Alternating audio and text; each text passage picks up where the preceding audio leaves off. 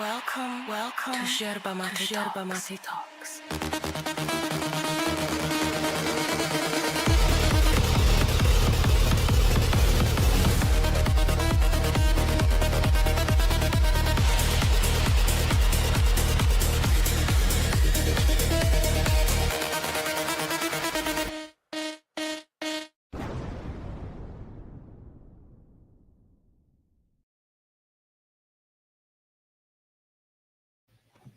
Welcome. Today we have a discussion. We have Nico, the Signmaker, and we are talking vaccines. Thank you, Nico, for being here, for agreeing to have a chat. It's going to be relaxed. It's going to be all good. How are you? Doing well? Yeah, I'm just trying to make sure on my live stream it's working. It is working, but it just doesn't look right. It's like too far zoomed in. Just give me one moment. Go to the OBS and right click on the preview screen and then click on fit to screen. Right on OBS, and that should put the window matching the resolution of the screen, and that's it. Fit to screen. Fit to screen, yeah. Where I don't see it. Probably under transform, maybe. I think that's the path. I'll check on mine. 1 second.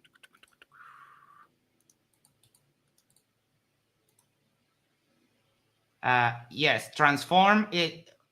Do like a one click to select the window, and then it will give you like a red outline. Okay. And there, right click, transform, fit to screen.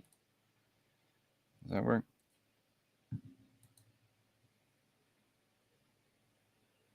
Okay, yeah, it looks good. Thanks, Max. No problem. You got it. First Hello, time everyone on Nico's stream. Hope you're doing well. So we're talking vaccines, and I did ask Nico to give me some of his objections or what his thought process. So I will ask of you, please let us know what your ideas are, and then I prepared a little presentation with some data so we can discuss it.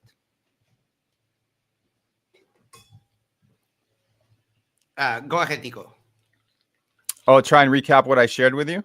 Yes, please, for the audience. yeah, of course. So, as I had mentioned to Max, like I'm not coming into this having prepared a presentation or like a bunch of facts and stuff.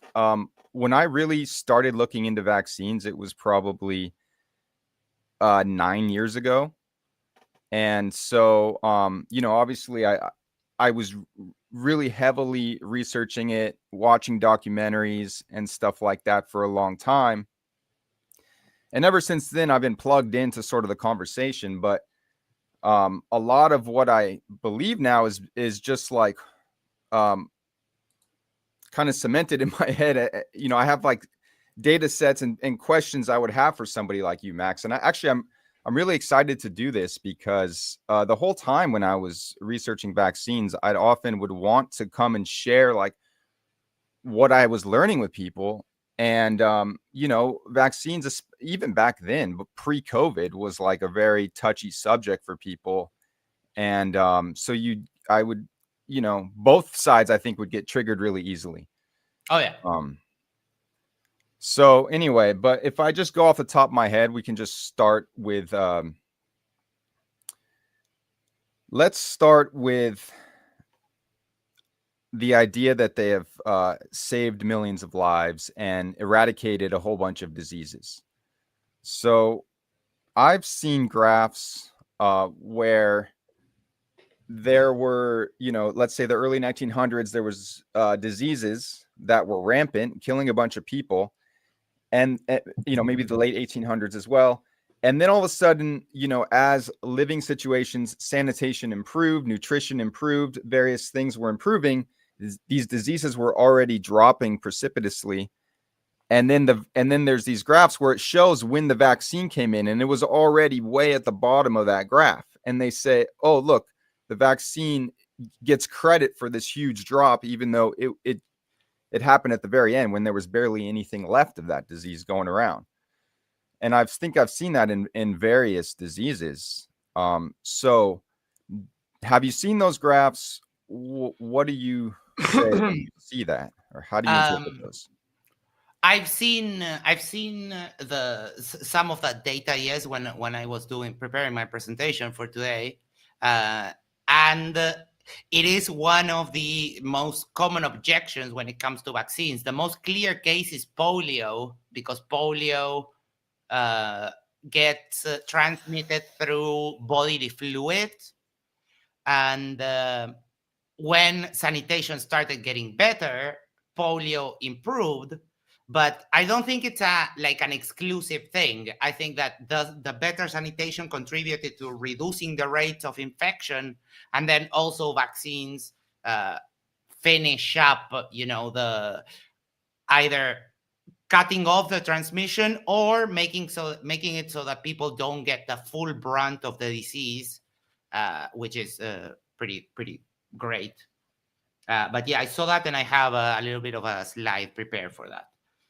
And I think, if I may ask, a little bit of the foundation is some hesitancy towards microorganisms, bacteria, and diseases being the cause, bacteria and viruses being the cause of diseases. That was something that we talked about. I mentioned that a little bit last time, when Yeah.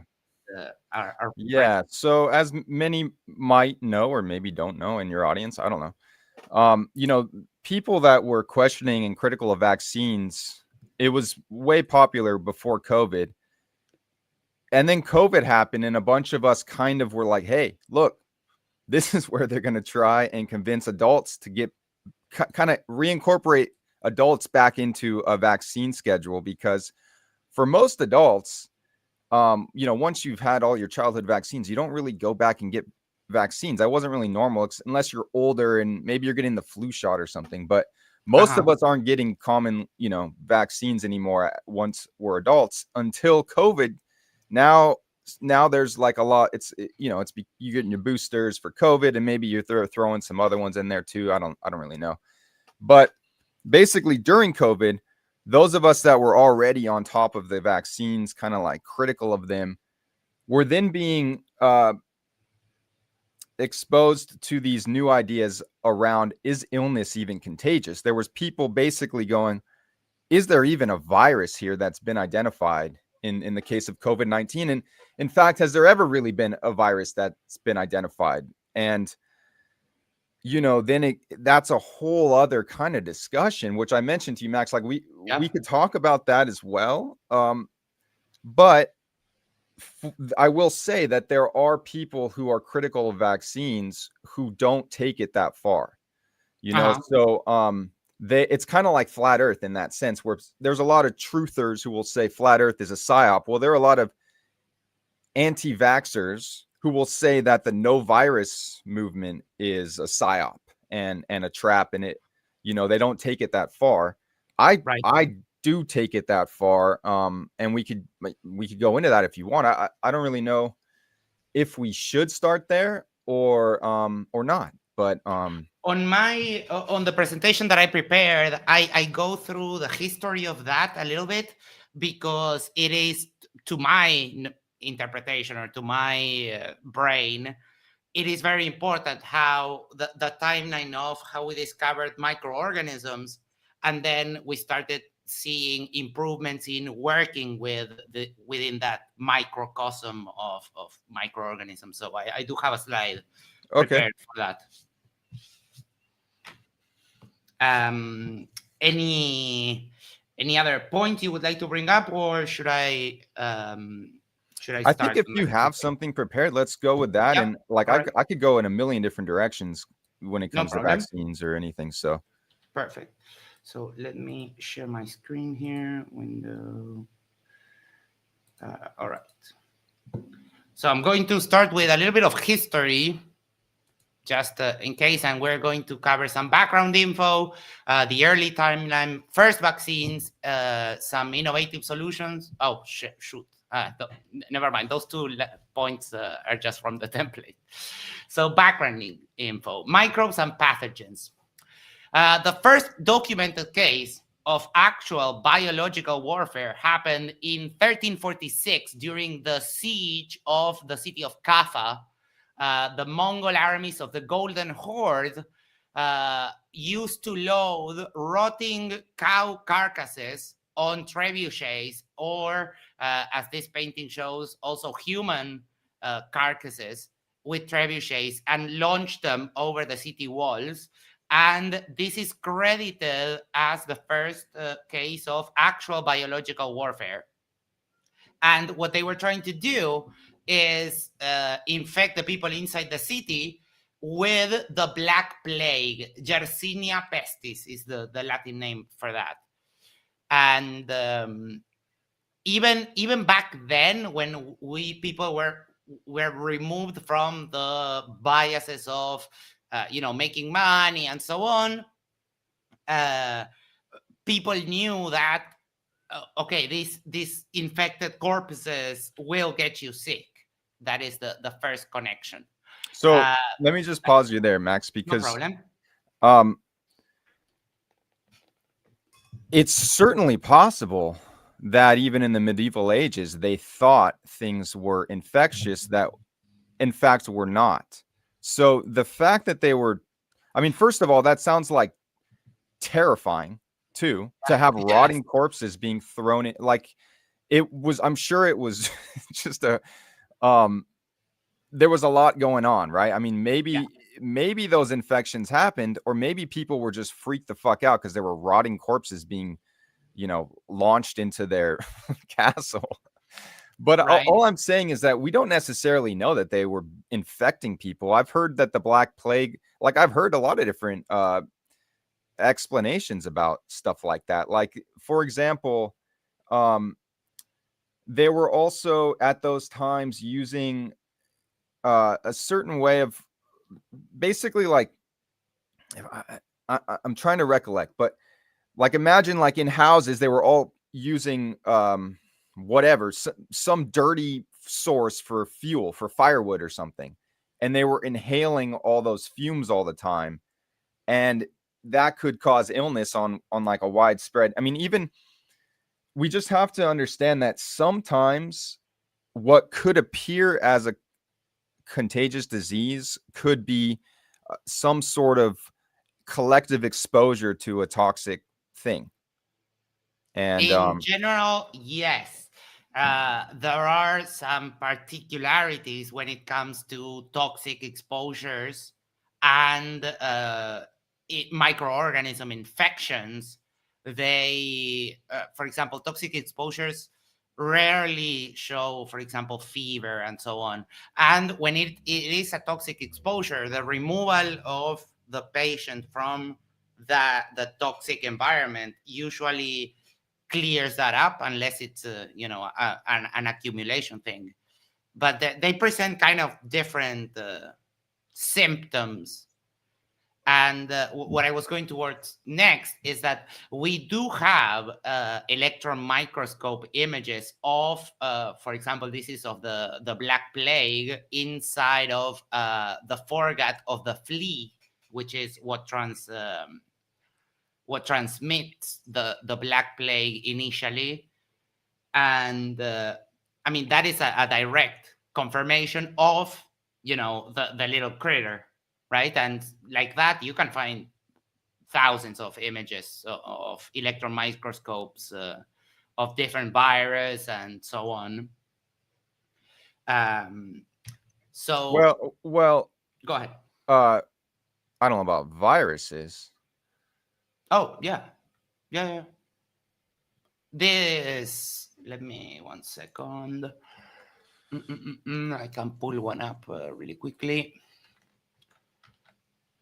So I think when it comes to these kinds of things, though, what you would get from the other side, the no virus side, is they would say, well, how have you identified these tiny microscopic images? Because something like a virus could also be an exosome, and it could also be just cellular debris from the breakdown of cells after they die. It's much more of just a soup of all kinds of weird microorganisms and pieces of microorganisms inside the body than I think we understand. And so when they point us like this is the bacteria, like, okay, maybe you can differentiate that from the billions of other different kinds of bacteria around, maybe. Yeah. I for example, we did cultures in high school, and once you figure it out, once you know what you're looking for, they're not hard to identify. This is, for example, very quick search, electron microscope images of the SARS-CoV-2 virus, and you see that they have maybe too small for you guys to see. Let me see. They have the distance. This is 10 micrometers. This is 2 micrometers, and so on. So we do have the ability to identify, and it is not hard when you have a lab to make cultures of this. And the other thing that we might find more relatable, there is something that you can do yourself, or anyone can do. If you buy yogurt, you can look at it under the microscope and you can see the bacteria that make yogurt. And for example, if you grab yogurt and you put it on milk, you can make more yogurt, right? If you grab like a scoop and put it on a carton of milk, you can make more, because it's a bacteria that decomposes milk but makes yogurt. That's kind of an easy way to verify that, and with a very simple household microscope, you can actually verify some of these by yourself, which is actually what most of these guys that I'm going to talk about now actually did back in the 1600s starting. So the first microscopes were invented in the Netherlands around 1590 by Zacharias and Hans Janssen, father and son team of glass makers, of spectacle makers. So they figured out that with a set of different lenses, you can actually really magnify a small sample. So then Robert Hooke was the first one to observe in the microscope a hairy mold colony. And this is of course, they didn't have pictures. This is the drawing he made of what he was observing in that mold. Then on 1676, we have Antoni van Leeuwenhoek, was the first one to observe oral bacteria, took a saliva sample, and we also have his drawings here, and the later images that we could take when technology improved, and they're very accurate to the representation of what oral bacteria looks like. Then Edward Jenner was the first one to produce an actual vaccine. And it's a very interesting story. This guy was trying to figure out smallpox. And what he figured out was that there is also this other illness called the cowpox. So this guy grabbed, I think it was an 11-year-old boy, and grabbed pus from the cow that had cowpox and jabbed the kid. So the kid developed very mild symptoms on the area, and they had a series of inoculations with the cowpox. And then this guy, Edward Jenner, grabbed an actual pus sample from someone who did have smallpox and gave it to the kid. And the kid did not develop the symptoms of smallpox at all. So that is the actual first documented case of a vaccine. And what it means is that if you had cowpox, you were now immune to smallpox. Louis Pasteur in the 1850s discovered that bacteria was the cause of food spoilage. Yes. Um, sometime, but like, do you want me to interrupt when I have like Yeah, an yeah, no objection? problem. Yeah, Okay, we can chat. because first of all, didn't that kid die? No, I don't think so. I'm pretty sure if you can look it up. I Um, mean, they people usually die, but not of the disease. Uh, well, well, I'll just let's say so this guy was taking cow pus and injecting it into someone's arm, and there were symptoms. So that could be a rash or something, which might make sense if your body is rejecting cow pus. And if you do that over and over, maybe you have a reaction to it. And then he infected the kid with human pus, and he Smallpox, yes. didn't get sick. He didn't develop the here's the thing. Like, here's what throws everything to me. Just one of the biggest questions. I think I probably mentioned this to you, Max, but they did studies in the early 1900s trying to prove that the Spanish flu was contagious, and they failed in multiple studies. They couldn't get the person sick no matter what they were doing. They were having them cough into each other's mouths. They were like infusing different blood. They were doing saliva. I mean, all kinds of stuff. And the prisoners who they were experimenting on weren't developing the Spanish flu. So that, to me, why is that not talked about more? I don't know. There's like, as far as I know, there's never been contagion itself has never been proven. In fact, those ones proved that, hey, maybe it's not what we think. So the idea that he was infected with smallpox and he should have had this big reaction, no, not really. I mean, they tried to do that with the Spanish flu and they failed. So it doesn't prove to me anything except for maybe that guy had an idea that, hey, if I, like, there's a concept of like, if it's this idea that the microorganisms are trying to kill us or whatever, infect all of our cells, then yeah, maybe like we can strengthen and it's all a story that I no longer really believe anymore. But you're reinforcing like these are the building blocks of that story, but every piece of it, I'm like, I don't know about that anymore, So Wait, but we have this healthy kid gets poked with the cowpox, develops the symptoms of the cowpox, well, becomes right there subsequently though, immune. when you say he developed the symptoms of the cowpox, Yes. what do you mean? I mean, he again, like, so he had a rash on his arm? Like, that's No, not. it's not a rash. Pox, that you get very big pus-filled blisters, right? And that is the disease's mechanism for transmission. Because if you have in any population, let's say cows, uh, you have pus, blisters with pus that end up blowing up. That's how the mechanism for the bacteria to spread, right?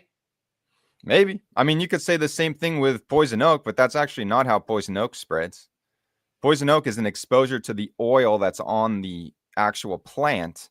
And what blisters up and when you scratch it and there it oozes out and stuff, that's not actually spreading the oil around or anything. It's not like that's going to No, infect right, you. but that's different. That's It's different because different. It's different, but you it like there are people who believe that you will get poison oak if that ooze that comes out, and it's not. And so in your case, like maybe the smallpox escapes and through those pus, and or maybe it's just your skin ejecting. I mean, that's the concept, Max, that these people are talking about. That basically all rashes and all boils and pimples and all that stuff is just the body trying to expel toxic waste because it's overloaded with it. That's why people that are, maybe not eating well have acne problems. Yeah, but acne is very different than acne is just the sebaceous glands that produce the oil that we have on our skin working overtime, for example. But it is kind of fundamentally different than these types of boxes, because what you can do also is you can now take a sample of the pus and you can put it under the microscope and you will see the bacteria, because that is bacteria in itself, right? Mixed with uh, immune system, white globules, and so on, right? But we can actually verify these things. So that was the first one. But this guy got the idea from something that had been happening for about 300 years. There is documentation of people around the seven to 1,000 AD, of people contracting smallpox on purpose in Arabia. There is documentation, there's historical documentation, paintings, and so on, because they knew that if you catch it early, it's you fight it off way better. Like, for example, varicella, that is super rough if you get it as an adult, but if you get it as a kid, it's not that big of a deal, right? So this guy, it all comes from understanding some things and observing and testing and so on, which is where we get the idea. Then Louis Pasteur discovered that bacteria causes food spoilage, because the main hypothesis at that time was the spontaneous generation of life. That was kind of, they thought that if you left food there, then flies and maggots appeared, and they thought that happened spontaneously. So what he did was put food below like a glass bell, and the spoilage took way longer to produce. And then the next step was Dmitry Ivanovsky discovered that there was something apart from bacteria, because they were having a problem with tobacco plants having an illness, right? The tobacco crops were having an illness. And they had developed a filter for bacteria that would eliminate bacteria. It's a fine filter that wouldn't let bacteria through, but they were taking the sap out of the infected tobacco plants, passing it through the filter, giving it to another tobacco plant, and they were still getting infected. So their reasoning is there has to be something even smaller. So Dimitri was the one that posed the idea of the virus, and I have here, yes, some other firsts when it comes to vaccines. In 1721, Lady Mary Wortley Montagu brought smallpox inoculation to Europe by asking that her two daughters be inoculated against smallpox, as she had observed the practice in Turkey. This was what I was telling you about. The people in the Middle East were already kind of having this idea that contracting the disease early was good for people to become immune later. I mean, people still believe that today, right? With chickenpox parties, there's a lot of parents that will try to have. I mean, you were saying that too, varicella. That's chickenpox, right? So, yeah, I mean, I'm just saying it's still. People still believe that to this day. Now, whether or not, people, like I said, they might have been believing stuff like this for a long time, but that isn't necessarily proof that these things happen in the way that that they were telling. But for example, with varicella, we can check that the actual mortality rate for children is so much lower than the mortality rate for adults. I had a friend, he caught varicella from his little brothers at 17, and he had a really hard time, and he was still not an adult. So varicella, it is way tougher on adults than it is on kids. So, I don't know how much you know about like what the no virus position, like what do they say about things like that? I don't really know. They do. So basically the paradigm that they're working from is that, well, viruses, we'll set those aside for a second, but let's just say bacteria and stuff like that. Like, yeah, they're in there in the bodies, part of like a cleanup process. They eat dead and decaying tissue and stuff like that. So it's kind of like cholesterol. It's like, is cholesterol the problem in an blocked arteries or whatever, or is it the body's repair mechanisms that are there trying to put out the problem? So we blame, people talk about blaming the firemen for the fire, like we blame cholesterol when cholesterol is kind of the fireman. And so in the same thing with a lot of this bacteria stuff, is the bacteria itself the problem, or has the body been under some kind of assault where the bacteria, not that it's like, I mean, some people think it's just there to help or something like that, I guess, but even if it was just there to kind of clean things up, and so if you have a healthy system, it's not going to get out of control. But in any case, a lot of things like chickenpox and stuff is when your body is overloaded, and it has to have some kind of this process, like a detox process, or even a maturation process, like maybe because people like Rudolf Steiner, I think, believed that some of these childhood illnesses were kind of part of a process of maturation for the body. And so if for some reason that didn't happen early on, whether it's a detox process or whether it's some sort of process that's the body has to go through, maybe for some reason, then maybe if it doesn't get initiated in childhood, then it becomes a much bigger process to clean out later in life, and it can even kill people potentially. That's kind of the idea. Let's say we manage to grow a culture of bubonic plague, and we grab this culture and we give it to a mouse or a monkey or whatever, a lab animal, right? And now that animal, which was otherwise healthy, now develops the specific disease that we have associated with that bacteria.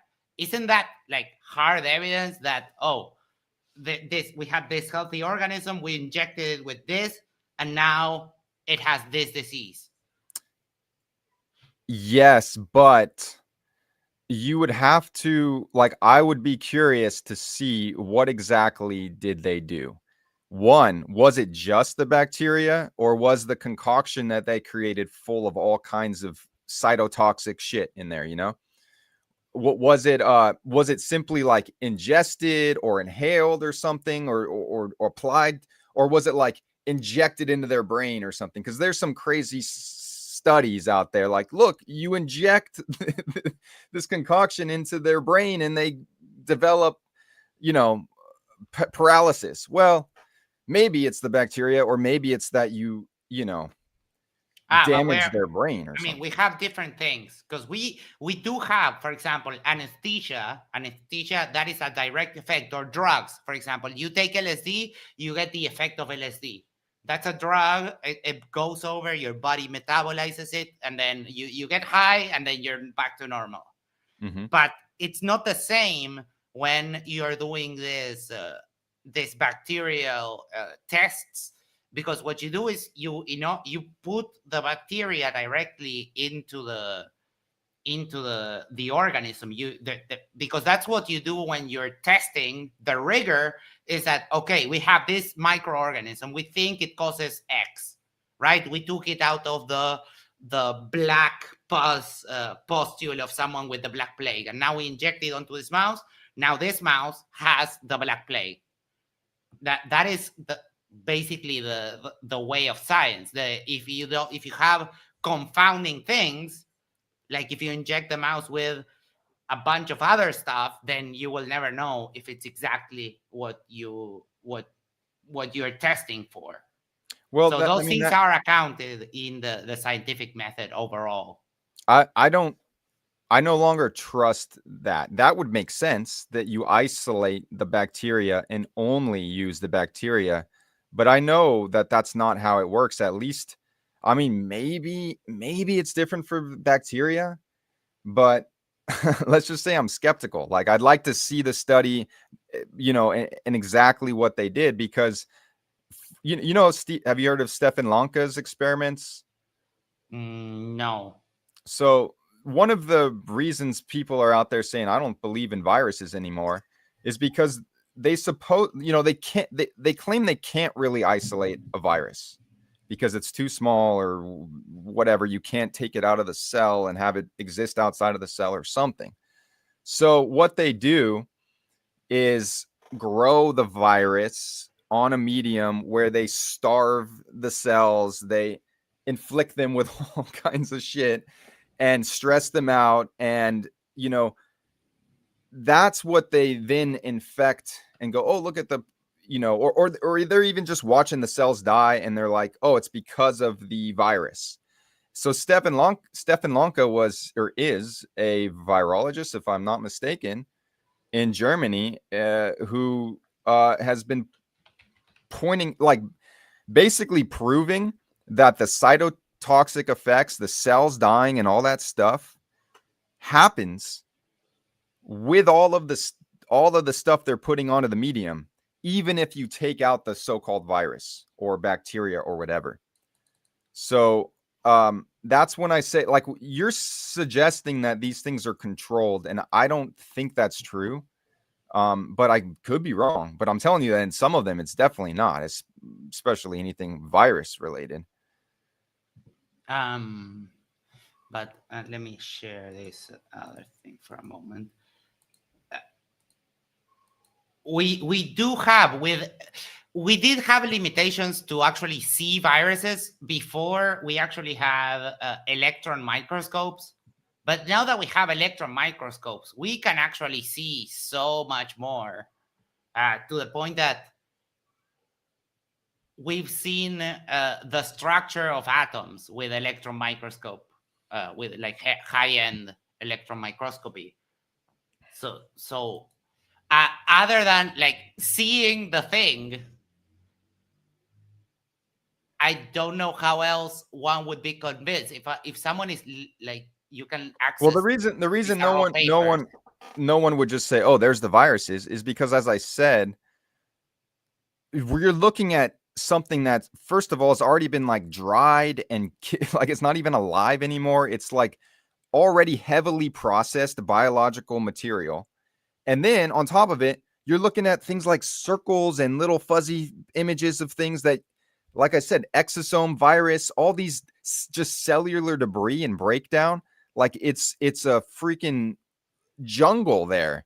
And we're supposed to say, oh, see that right there? That's a virus. Well, is it? Well, maybe. But can you prove it? Or like, just because you're looking at images of these, like I said, whatever it is, cellular debris, some sort of biological things going on, doesn't mean that you've isolated it and you can name it and that you can then infect things with it. That's never been done with viruses, as far as I know. No, but it has, because, for example, when we have identified cells, I mean, I can identify cells human cells on a microscope. It's not that hard. It just takes a couple of observations, and it's trivial. So now we have a cell, a healthy cell. We know what it looks like. And now we have, for example, this. It's like, okay, what are those? What are these things? Why are they there? Right? And if you are going by the rigor of the scientific method, then you would have something to compare it to, like a healthy cell and an infected cell of the same type. All these cells are not alive at this point, right? So when you say healthy you cell, can keep them, but you can keep them in cultures. But by the time they've doing the electron microscope, my understanding is they've been heavily processed, and they're like, I'm just saying. I mean, the idea that there's a healthy cell and you can tell that there's these little things going and infecting them, like I don't think that's a story that you could say, but aren't there all kinds of things going in and out of cells all the time? And again, aren't they like, doesn't your body recycle cells on its own when they're, I mean, there's just so many things going on. Like the idea that we know exactly what those little things are based on these pictures, and there's the virus and it's infecting them and then it's going throughout the body. That's the story. But people have a lot of real questions about it for many, many reasons. Again, just the one I just shared with Stefan Lanka. I don't know who that is, but I can definitely look him up. Here we have, I forgot that I have the details of what I was telling you about. In May 1796, English physician Edward Jenner expands on this discovery and inoculates 80-year-old James Phipps with matter collected from a cowpox sore on the hand of a milkmaid. Despite suffering a local reaction and feeling unwell for several days, Phipps made a full recovery. Okay, so pause right there. Like, again, if I were to, if you put a cow pus into someone's arm, they're going to probably have a local reaction, and they might feel a little sick because it's a foreign matter that you just put into your skin. You don't do. Okay. No one does that. If I grab a sterile needle and I poke myself, I only get the wound, right? Yeah, I guess. Yeah. Uh-huh. But nothing else happens to my body. Now, we grab another sterile needle, we dip it in cow pus, do the same type of motion, the same type of jab. Mm-hmm. And now you not only you have the wound, now you have it builds into a sore, and now you develop a fever, you get other wounds in the same source in other parts of the body. Don't you think that is fundamentally different, that there is something directly connected to that pus that is generating that result? I would want to see you take pus from any other, like a human, pimple. Like what's the control can't just be a syringe. You're not just putting a syringe in there. You're putting all pus. I mean, pus is like the stuff that your body is trying to get rid of. It's probably carrying whatever it is that was the assault in the first place. Is it a bacteria? Maybe. Yeah. Maybe it's some sort of toxic shit that the cow is trying to get out of its body. And so if you take that and put it in your body's probably going to want it out too. I mean, it doesn't have to be a bacteria, though. I'm just saying. Now we grab the pus, and let me see if I can actually find an image of cowpox microscope. And now we grab the pus and we start identifying things in the microscope, right? Oh shoot. and there we find. They can't hear you, Max. I guess my live stream is going to shit. That's fine though. I'll upload this later. It's all good. I'll forward you the video, but if you want, we can go to OBS and add the audio source right where we added the window capture. Click there and add. Let me see what the name of the option is. Audio output.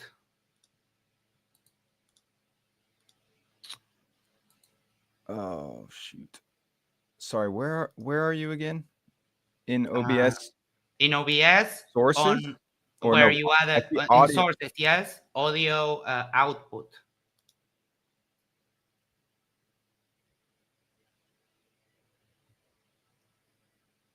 Mac OS audio capture, maybe? Yeah, that should work. Yep. All right. Well, we turned it on. Do you see the meter moving? Yeah, I do see the meter moving now. I think. And wait, talk again. Do you see it move? Yeah, it looks like it's good actually. Maybe I might need to turn it down a little bit, if anything. All right, Um, perfect. But if you want, we'll get you the full stream so you can upload it to your channel, no problem. okay, thank you. Like we did last time. Yeah. Um, So we grab a sample of the pus and oh shoot, I'm not sharing the correct screen. 1 second. cool. And now we see the little critter, right? The cowpox bacteria. We identify it because it's fundamentally different from other. And what we have to remember is that when we start piling up knowledge, all you need to do in most cases is like, okay, what are the components of pus, like for acne, and you can find that on a book, right? You can see what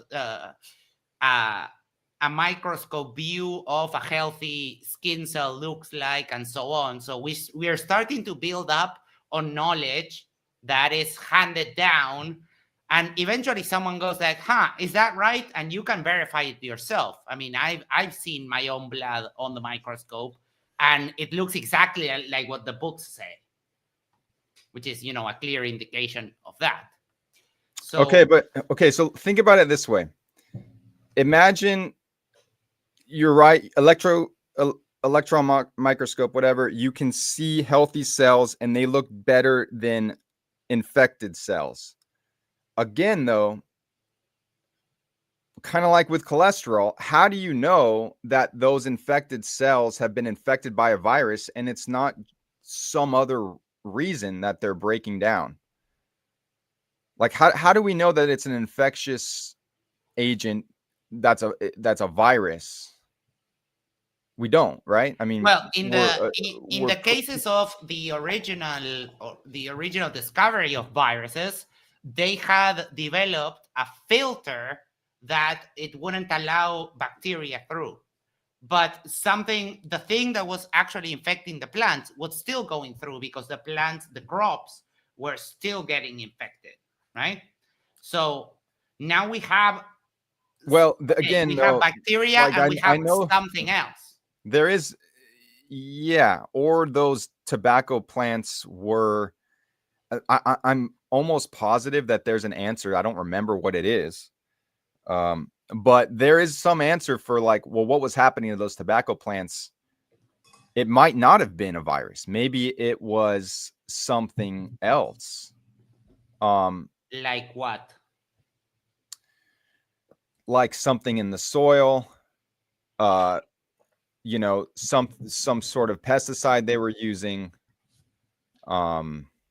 This is the tobacco thing happened way before pesticides was a thing, and this was discovered by a man who was actually a botanist.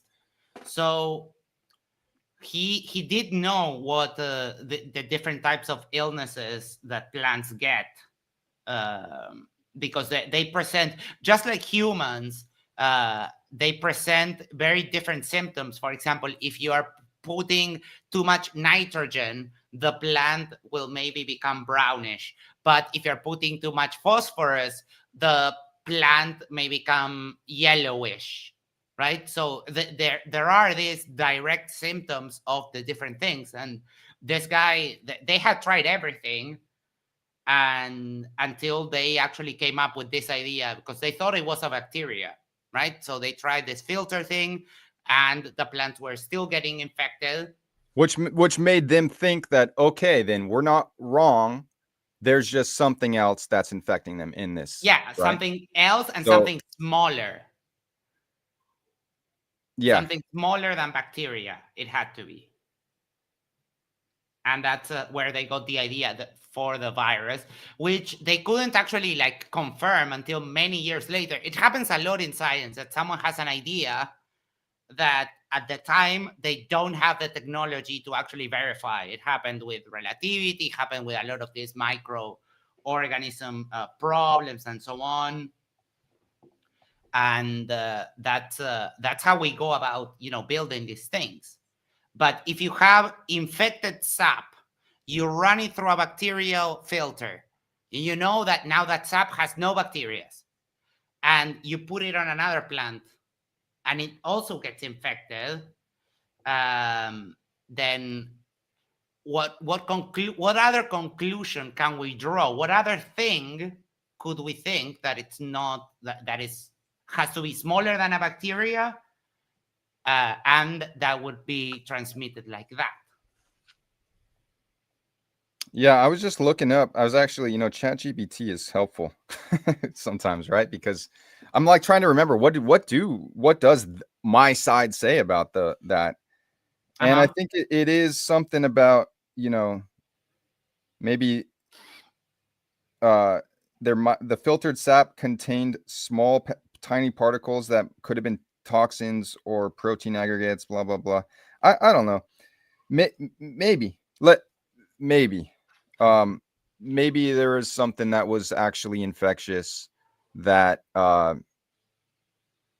wasn't like a toxin, but was actually whatever they think viruses are.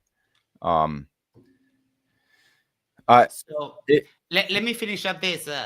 Like 2 months later, this guy Jenner inoculates Philip with matter from a human smallpox sore in order to test Philip's resistance, and the kid remains in perfect health, and he was now immune to smallpox because he had previously contracted cowpox, right? So this is the first person that was inoculated, and the term vaccine was taken basically from the Latin word for cow, which is vaca, right?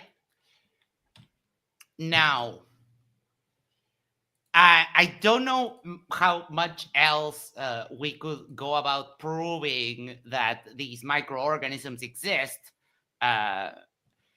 when we have, we have the direct confirmation of smallpox and cowpox, how they interact and how we do that. If electron microscope images, and I know that those are not for everyone, because not everyone can get access to electron microscopes, but at the very least, bacteria, you can check bacteria for yourself with I don't know, go to a creek, grab a sample, and even with a cheap Yeah, I mean, I'm not microscope, you denying can that see bacteria stuff. exist. It's just the question of, do they like infect healthy people, Mhm.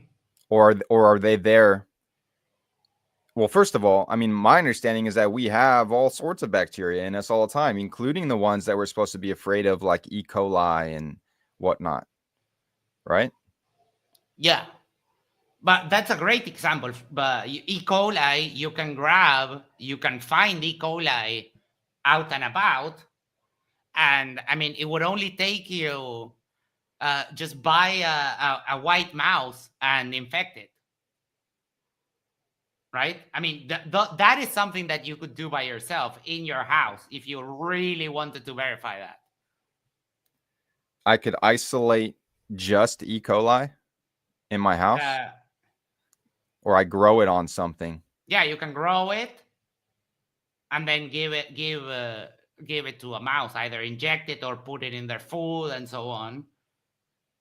And Yeah, you can, I guess that would be cool. I would just also run a control, right? Let's run whatever we're yeah, feeding them, the substance that we're growing it on or whatever. Let's feed it that too, or inject it with that too, and see if there's a difference.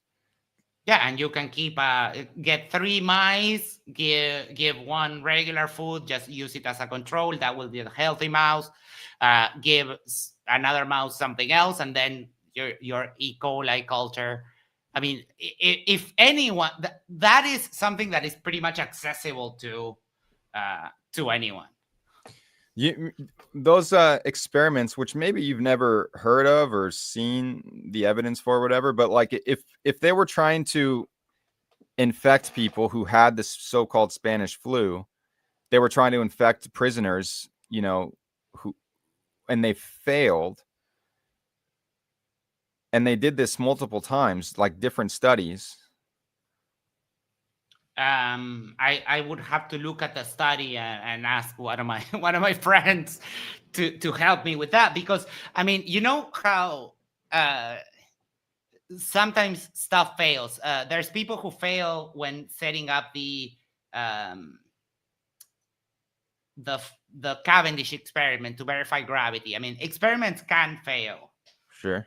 but It's just, to me, those things are way clearer than, okay, this guy, took cow pus and slightly infected a boy's arm a few times, and then, hey, exposed him to smallpox and he didn't get it. Therefore, vaccines work. Like, what, they're, it just, when I hear about these studies where they tried to prove illness was contagious and they failed over and over again, it's very concerning. wait, doesn't that is sounding to me like a little bit of the sharpshooter fallacy, because you're counting you're counting, you're putting more weight on a couple of actually failed experiments than in all of the other ones that actually do confirm that bacteria or viruses cause the infections, right? Well, because it was more direct. They were actually just trying to prove that it was contagious. In your case with the smallpox cow blister thing, he was trying to actually prove that the kid, he was assuming that smallpox is highly contagious and that the kid should have gotten smallpox but didn't because he did this inoculation. Well, Right. I want to establish what that smallpox. Can you first prove to me? Can you give it to some kid and show me that smallpox can? oh You know what I Oh, mean? but that was established long ago. I told you that even for 500 years before, Well, they people were thought. already They seeing the thought. connection that if you saw someone with smallpox and you were hanging around them, you would probably get it yourself if you hadn't already had it. But That it is was a something belief. that you usually don't get twice. That was a belief. Sure. And we've believed all kinds of things. I mean, people believe that a guy died and rose again 3 days later. They believed that 500 years ago, and they still believe it today. Some do. Right, but Uh, we have a difference in, there is a direct correlation that if you are around someone who has smallpox and you haven't had it yet and you touch them and so on, you will probably get the smallpox. So there is a That's a direct, belief it's that you not just a have, Max. belief, Have you seen it's a, that? Like, yeah, why I do we understand. assume, Hold why on, do you one assume second. that? Why do you, Yeah, how but do we know that? it's a belief that is based on evidence. So if What's I the evidence have though? that, if you hang around people with smallpox, you then get the smallpox. Where has that been proven? The people believe that. They've been believing that for 500 years. That doesn't mean that they were right, though. Like, it might be that just a bunch of people got smallpox in a certain place. You do know that, like, a lot of diseases that they thought were communicable turned out to be nutritional deficiencies or some other kind of toxic exposure, right? Do you have an example? Yeah. I was just looking this up earlier today. I know beriberi is one of them. Don't know what that is. Beriberi, original belief, beriberi was thought to be an infectious disease that spread among sailors and soldiers in crowded quarters. How long did they believe that? I don't know. But at some point, it turned out to be that beriberi is a deficiency of vitamin B1. Pellagra. Pellagra ravaged parts of Europe and the American South and was thought to be infectious, just like smallpox. True cause, it was a vitamin B3 deficiency, not contagion. Rickets. Rickets was thought to be infection in industrial cities. Is actually vitamin D deficiency.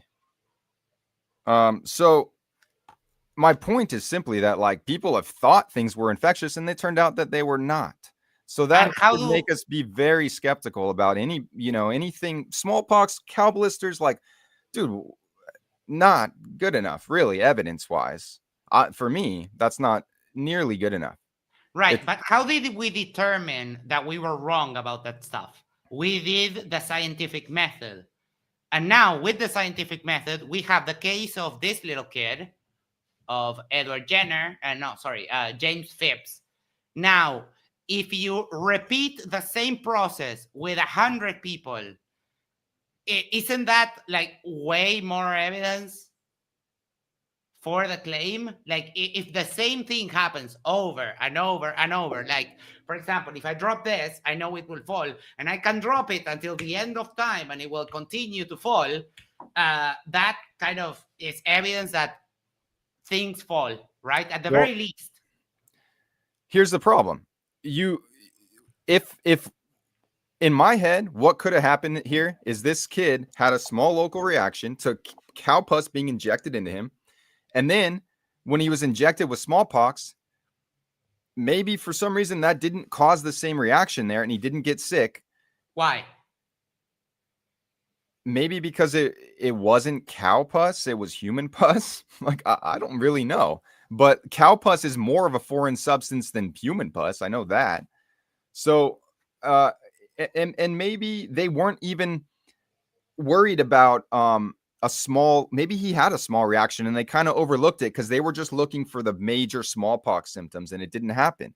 Well, that could just mean that smallpox wasn't contagious. If you did this 100 times and smallpox isn't actually contagious in that way, then it could have been repeated 100 times. And it doesn't mean that it's happening in the way that you think it's happening or that he thought it was happening. Like, right, but maybe if all of those things, what I want to see is actual proof that you've been able to infect somebody with smallpox before you claim that you've prevented prevented it from happening. Like, where do we see, they were launching people into a castle. Okay, did that work? Because I've also heard that the colonists like laced, right, the blankets in America with smallpox, right? Isn't that also a claim? But and were Native Americans dying of smallpox? Yeah, I think they were. But again, they were also, their whole entire world was being destroyed. Their food sources were being destroyed. They were like under assault. And I'm pretty sure that they also thought that these things were infectious, probably because we told them that they were. And so that when people had the smallpox, people stayed far away from them. And a lot of times I think they just died from like dehydration and neglect, basically. But anyway. Right, but it's a lot of appealing, could have been this, could have been that, but we have a direct link through the scientific method of, okay, if you grab the pus from this person that has smallpox and you put it into a healthy person, now this person has smallpox. Wait, we have that? Yeah. That you didn't show that part. When did that happen? Hold on. Where am I here? Smallpox contagion.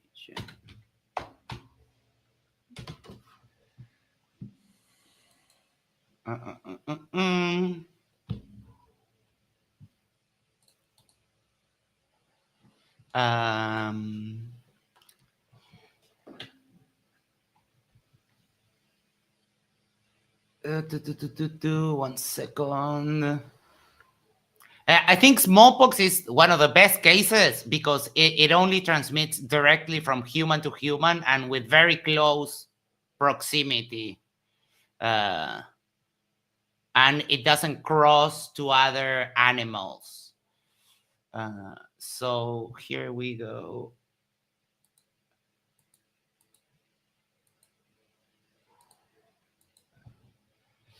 Scabs and the fluid found in the patient's swords also contain the variola virus, and the virus can spread through these materials, through objects. Like, so if you pass on something and someone then touches them and so on, they can actually get it.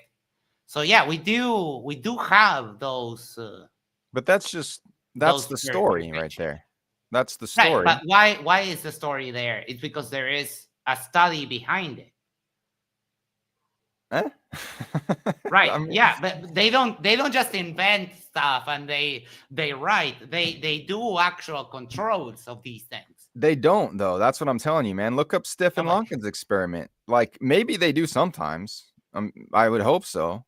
But in the case what is of the name of that person? With an F, I think. FAN. Yeah. Space LANKA.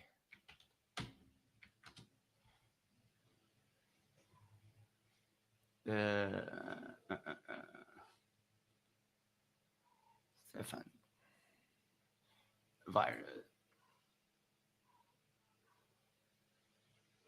Okay, I won't. I mean, I'll save most this of for later. But yeah, most of the no virus people are basically just simply asking for proof for like a true control, essentially. Because the thing with viruses, they can't. Like with bacteria, you do that spin thing, right? And you can separate the things out, and you can actually purify the bacterium. Viruses, they can't do that, is what they say, and okay, there is no way to. This guy has the first paper that I'm seeing here. We describe a procedure for the isolation of virus particles from the marine brown alga Ectocarpus siliclosus. Virus particles are composed of at least Yeah, 13 that's from different. 1993, though. I mean, that's what I'm saying. This guy is a virologist. Like, he believed all of your things, and then what is he saying now in 2025? Oh, it turns out that we don't actually know that viruses do what they think we thought they do, because we can't. Like I said, man, he made a control experiment, and guess what? The cells still died without the virus in them, which just throws the whole thing. It's kind of like the idea that you try to prove contagion and then you fail. It's like, oh shit, well, maybe contagion isn't actually what's going on, at least not as simply as we have thought. And yeah, I mean, I don't he's know been if you going could back and find me forth. one of those. If you could find me one of those citations, because as far as I can see here, this guy works with viruses. No, so I'm saying he definitely did. Why don't you go Stephen Lanka and then say control, the virus control or something?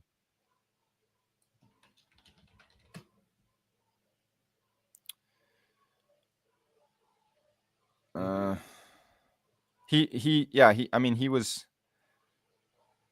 fined 100,000 euros. Is this the guy? Yeah, but I think he probably appealed that and then won. I think,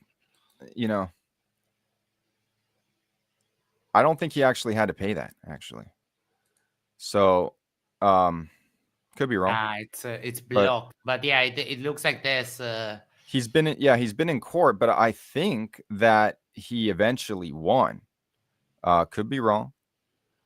But I mean, I'm talking like in the last year or two, he's been putting things together, proving that there is no true control in any of the virology studies, and that the cells die simply because you're infecting them with all the other stuff in cow pus, for example. Like, you're starving the cells, you're doing this, you're doing that, and yeah, they will, like, the same effects happened with or without the so-called virus in there.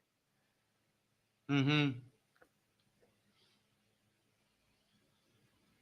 Okay, it looks like I found this. Dismantling the virus theory. I think I found it. I'll have to read it later. Yeah, even that, what's the date on that? 2015. Even that down there, is there any date on that thing? Is that all the same thing? It's just Yeah. I mean, that's 10 years ago. I'm still thinking that's probably outdated. We're talking like cutting edge, I mean, I'm willing to put a pin in it. So if you can get me like what you might have seen, I'm willing to take a look at it later. No problem. But I'm not like, I know I might be wrong, right? Maybe, I mean, we might be wrong. Maybe there are some illnesses that are contagious. But there are reasons why I'm highly skeptical of that. And And I mean, 3 of them I've already shared with you. 1, we thought that illnesses were contagious that turned out not to be. 2, Yeah. they tried to infect people with the Spanish flu in multiple different studies and weren't able to.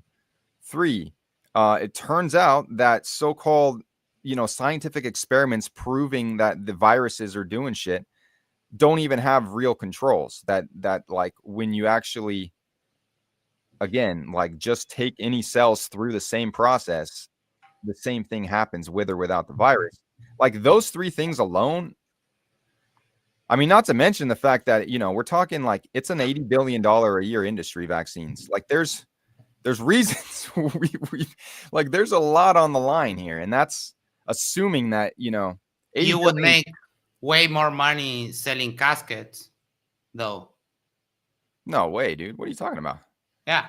You're talking I mean, if like you had 80. people dying left and right, you could also make pretty much the same money selling caskets. And again, that's why I went so far back to the beginnings of this. I don't even know what you mean, though. Because What do you these people didn't even care about the money. They saw a problem. This is like true scientific endeavor. These people weren't after fame or glory. They were just wonder come on, that Louis Pasteur. I mean, I would. he saw people dying from or getting There's sick a lot. from There's a lot of milk people and who will stuff. say that guy plagiarized. What's his name? The other main guy. I mean, there's the guy that had the whole different view on bacteria, and the medical system went with Pasteur because they could make it profitable. The guy, what's his name? Bechamp? Belch. No idea. Belchamp, I think. But yeah, man, you see, the problem is there's a lot more to there's more to these stories than meets the eye. Like Louis Pasteur was a fraud. I mean, that's what some people say, including I think one of his own descendants published his journals against his wishes. But I mean, he plagiarized work and like fudged a bunch of stuff. And I don't know, like I'm just picking one of those guys, but I think that in any case, at a certain point, the whole medical system depends on illness being contagious. I mean, that's one of the foundational concepts. And again, like, vaccines, people like yourself think of like saved millions or more, like maybe of lives, and maybe they haven't. And maybe they've just, in fact, not only are they making money off of the vaccines themselves by the billions, and these are companies that pay billions of dollars in fines for being corrupt, right? It's not like we can just trust these companies. They literally pay billions of dollars in fines, the vaccine manufacturers, and penalties for other shit. They have no liability since the 1980s. There have been $5 billion given out in the National Vaccine Injury Court. I'm just saying there's and not only that, but if the vaccines do what we think they do, which is basically just poison kids, then there's They don't. you That's know the next part. We can go into that. well, the all the chronic disease that ensues from that, guess who profits from that? The same companies. They're actually making way Right, but more there than is just. no study that shows that vaccines cause any kind of that. Because what they do is they basically use the body's own immune system to work to the way they work. The way vaccines work is that they take what's there, the human immune system, and they make it better. It's like someone telling you, okay, that guy is going to come and punch you, right? And then the guy comes and tries to punch you, and you're already aware, like, oh yeah, the punch is coming, and I can move out of the way, right? So that's what they do. But I actually That's the prepared story that you think that they do, but they admit that they poison you because how else do they get you to mount the response? That's why aluminum is in there. That's why, the adjuvants. What are the adjuvants in there for? Yes, that is adjuvants. What they do is it's not poison, because the definition of poison is something very different. You can say it's a foreign thing, whatever. But what the adjuvant does, it's it puts your immune system in a little bit of an overdrive. So what they do typically, and this is from the 1920s, when we still were vaccines, the main technology of vaccines is injecting attenuated microorganisms like the bacteria, very weakened, so that you can create the antibodies for it. And the adjuvant, what the adjuvant does is it throws your body into that state of into high alert, right? And now you said the other important piece of information, and I prepared. I think I can illustrate why that conception is wrong, because adjuvants, it's incorrect to say that they have aluminum. And I will explain it this way. Table salt, right? Sodium chloride, correct? Innocuous, actually indispensable to life. Like we couldn't live without salt. We need it for our normal functioning of our body. Now, sodium chloride is composed by two very heavily toxic elements. Sodium is a metal that literally ignites on fire when in contact with water. To keep sodium metal stable, you have to keep it submerged in oil, because as soon as it has any contact with water vapor, it ignites with the air. Like even with humid air, it just ignites, right? Then we have chlorine, also extremely toxic. Drinking chlorine by accident causes a lot of problems, and people have been hurt. There's like infinite medical cases of people drinking bleach accidentally and having a really hard time. The wonderful thing about chemistry is that you have these very toxic things, sodium and chloride. Now they're combined, and it becomes an indispensable element to life. So adjuvants do have aluminum or mercury, but they are not the elemental mercury or the elemental aluminum. They are salts, basically, right? It happens the same thing. So you have something toxic, and now we have this sodium chloride, which is a combination of two toxic things that now create common salt, right? And the compound is not only non-toxic in small doses, it's indispensable. Right? Well, I don't even agree with that, actually. That is not an agreeable fact. No, I'm sorry. Sorry, Max, but you don't have to eat salt to survive, actually. You do. You actually do. No, you don't, man. There's civilizations that don't eat salt. There's tribal communities that don't eat salt. You get the sodium from the food. You get the chloride or whatever from the food. Those things you don't eat them isolated. Like that's a laboratory thing. Maybe they're toxic in that way, but you don't need to have salt. In fact, no, salt, you do. It's indispensable to life. No, your body Elephants will creates do salt. 400. Elephants will do 400 kilometers just to go to the salt fields, and they lick salt. Okay. And even if you let me clarify. Humans don't need salt like that. Maybe maybe herbivores. I think it's been shown that herbivores have to do that, and maybe carnivores might lick salt because guess what? It has those things that we need, and sometimes just like for us, licking salt, having a little salt can make it taste better, but you don't need salt. No, you do. You do, because it's what regulates osmotic pressure inside of the cell. Max, your body can create it. Maybe you need it internally. No, we can't. I promise you're wrong on this one, man. You're wrong on this one. We cannot create salt. I don't even eat salt myself for a lot of the time because I eat raw meat. I don't put salt on the raw meat. Right, but you are eating an animal that ate. They do have sodium chloride in the meat. Yeah, that's what I'm saying, man. It's within things. Sure, it's within the Right. food. It's within the Yeah, food. yeah. We add salt extra for taste. So let's discard that. I'm not talking about what the extra that we add for taste, but there is a minimum indispensable amount of salt that we need so that the body can function properly.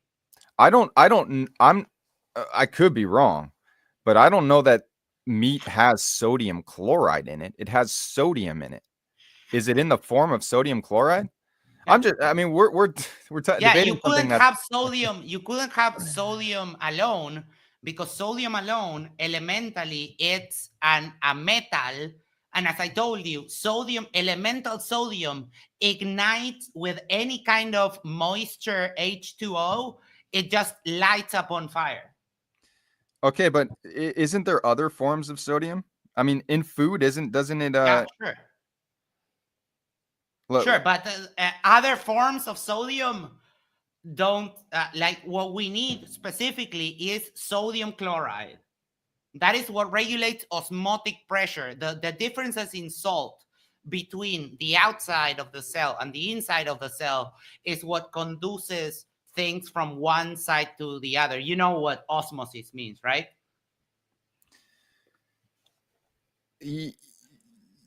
you're saying that we need salt for some sort of cellular process. Is that what you're saying? Yeah. Okay, and I'm just Salt and like I said, like sodium I think chloride and other salts. I think we use sodium chloride in our stomachs too, if I'm not mistaken.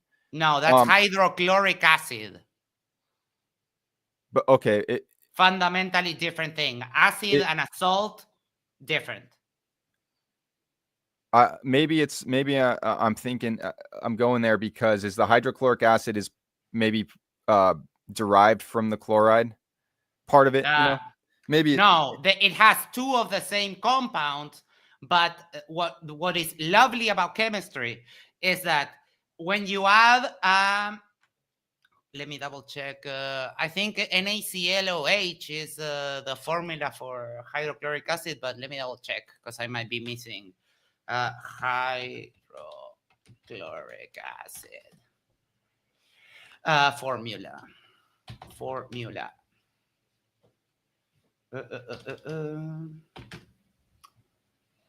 Okay, so hydrochloric acid is one hydrogen and one chloride, right? sure. And it is kind of fundamentally different chemically from both chlorine, the element, and sodium chloride. You can actually, if you know what you're doing, you can start with sodium chloride and do a chemical process so that you can separate and then create potentially. I mean, we could look up the redox. I was just saying that solution. because I remember I think in some nutrition things somebody's saying that salt's important because it helps you create hydrochloric acid, and that's kind of why I said that. But anyway, it doesn't really matter. The point is, look, the natural sodium in meat is mostly ionic sodium bound to other molecules. Some sodium chloride is present naturally, but most of it is tied up in other ionic forms: phosphate, bicarbonate, lactate. Yeah, and we break that down because there's a lot of chemical reactions happening all the time in our bodies. I know, but look at you. I was just taking issue with your analogy here because you're saying sodium is toxic, but salt is indispensable for life. Well, no, that's not true. Sodium you can get. It is. I'm sorry. Whatever. It's okay. Don't think about the indispensable part. It is, but don't think about that. What I'm trying to point out here is that we start from two very toxic things, and then you get something as innocuous as table salt, right? That's the part that people that have problems with the adjuvants don't understand, that they are fundamentally different compounds. Okay. Like you could literally not eat sodium metal because as soon as it touched your saliva, it would just light on fire Okay. inside of your mouth. So first of all, you know for a fact that these things don't accumulate in the body or the brain and stuff like that. The mercury, These stuff like what? the adjuvants, the Oh yeah, aluminum. there's tons of studies. Yes. So as we see aluminum in in the blood going up and across civilization or whatever, we're getting that from everywhere else but vaccines. No, yeah, there is like you can find aluminum in breast milk.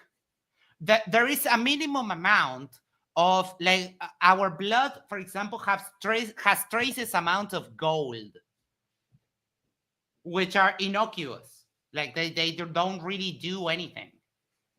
So if we're using these adjuvants, you're saying that they put the immune system into some sort of hyperdrive, but they're not toxic? Yeah.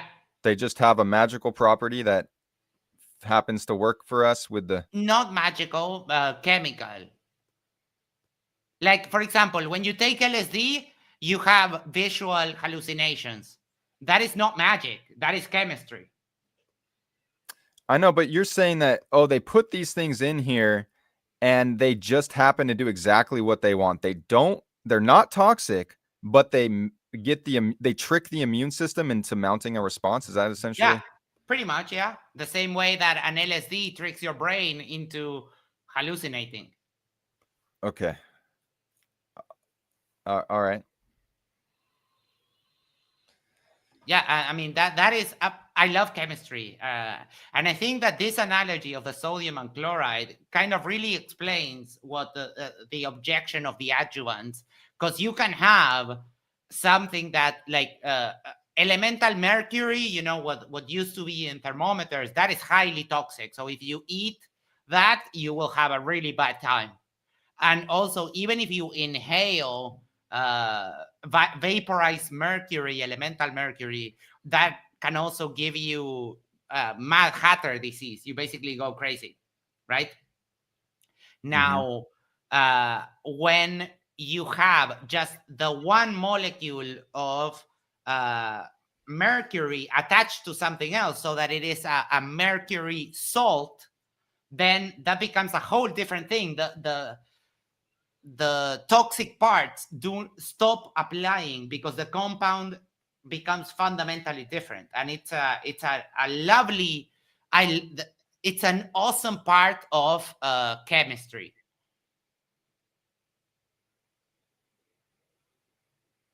Okay. Have you ever done drugs? Uh-huh. Right, so you take the LSD and you get the hit, right? That happens every time. Every time you might get a different like a different hallucination, but the basic effect is the same. When you take, for example, antacid, because you feel fire in your esophagus, every time you feel that, you take the antacid. That's basic chemistry, and it's one of the most reliable things. Like chemistry and physics are almost indisputable. Right? I'm not exactly like disagreeing with you on that. It's just that I don't believe that these adjuvants, if they're making the immune system mount a response, are like the reason they're doing that is because the body is under assault from them or wants them out or whatever. It's like any other toxic thing. It would be, and the thing is, even in your analogy here, let alone the other problems I have with it, at the end of the day, sodium, chlorine, those are toxic. Okay, so is aluminum and mercury. Yeah. But then you have, sodium and chlorine, chlorine, you put them together, they make salt, and that's good for the body. Well, it's not like you're not saying that aluminum or mercury salts are good for the body or needed by the body, right? So it's not exactly a perfect analogy anyway. But I see your point. Your point is that, oh, look, we can change the initial toxic things and turn them into these things that are either indispensable to life or at least innocuous. That's Right. the point. Yeah. So okay, I don't believe that that's what's happening, but I understand your argument here. The reason that I think that their adjuvants are bad is because I don't think the viruses or the bacteria are even really an issue. So that is what's in the vaccine that's actually giving people the chronic illnesses, that the autism. That's what causes people to regress. That's what the parents see. They get overloaded with vaccines. Like, what else is going to, it's obvious whatever's in there is obviously. What else? It's genetics. There's like the preservatives, there's the adjuvants, there's the whatever modified virus or bacteria. Yeah, we eat preservatives in canned food. Sodium is a preservative. Yeah, I mean, at the end of the day, whatever it is, I mean, I guess we're going to get into that, right? Is it having is it having an effect on people's health that's largely negative? And that's it's actually positive. Well, I mean, at the end of the day, Max, like autism you is would think a that genetic thing. Like, we should be able to figure this out as humans, right? It's either good for us or if it's not. We didn't though. Why is the anti-vax movement growing? You think is it like flat Earth or something where they're just totally off the wall? People are latching onto it. Yep. It's not the same exactly though, because it's like parents who believed in vaccines take their kid, they get vaccinated, and then they regress. They get a fever, and then never happened. That hasn't happened once. Well, how do you, like that? That is complete denial of the anecdotes that are happening, probably by the hundreds of thousands, all across the world. That's what I'm telling you. Those anecdotes, those are not happening. That has never happened ever. That's because claim. Autism is a genetic disease. Either according to who? According to the studies. Okay, go on. According to the studies, autism is pretty much determined from the moment that the sperm enters the egg. When you get the genetic code made for the person, that's it. That's when someone is determined whether they have Down syndrome, whether they're autistic, or have any other plethora of genetic diseases. Sometimes you're born with things like that. Sometimes kids are making eye contact, they're verbal, then they get vaccinated, they get a fever and they get ill. Sometimes they die, sometimes they regress, no longer can make eye contact, no longer are verbal. And for you to just say that never happens, Max, that's the exact. It's like it's basically a flat earther denying evidence. It's the same thing, man. No, it's the other way around.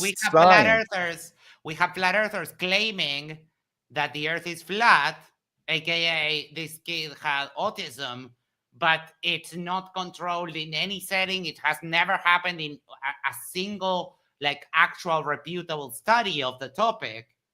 So it's actually the other way around. What these studies that you think prove that autism is not caused by vaccines or whatever,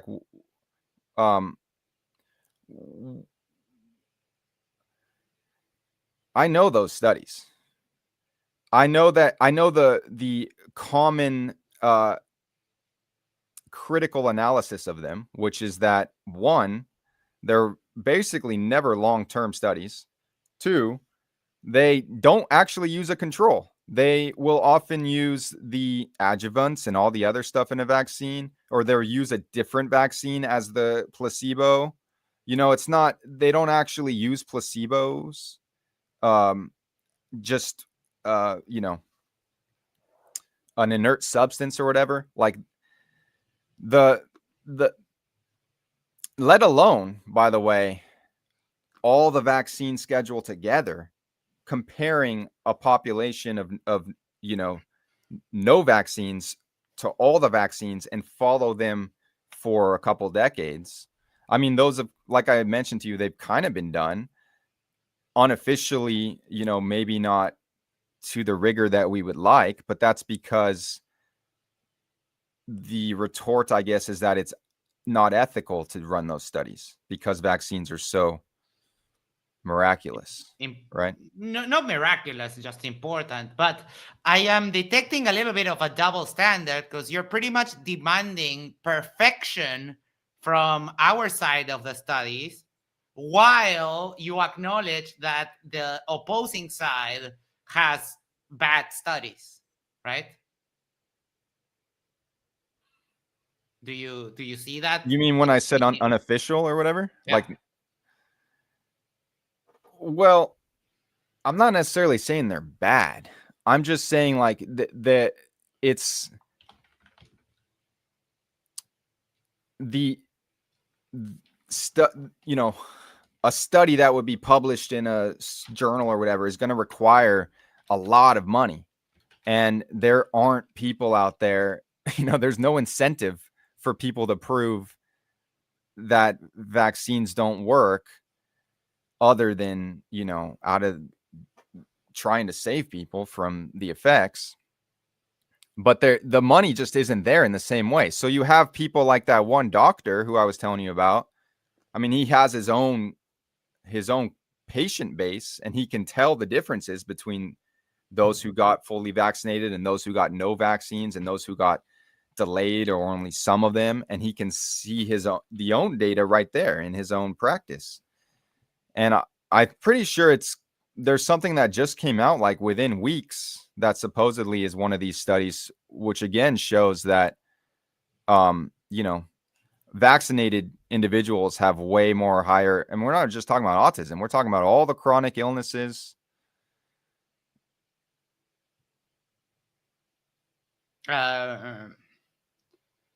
Like all of the chronic illnesses, that is a wide range of stuff.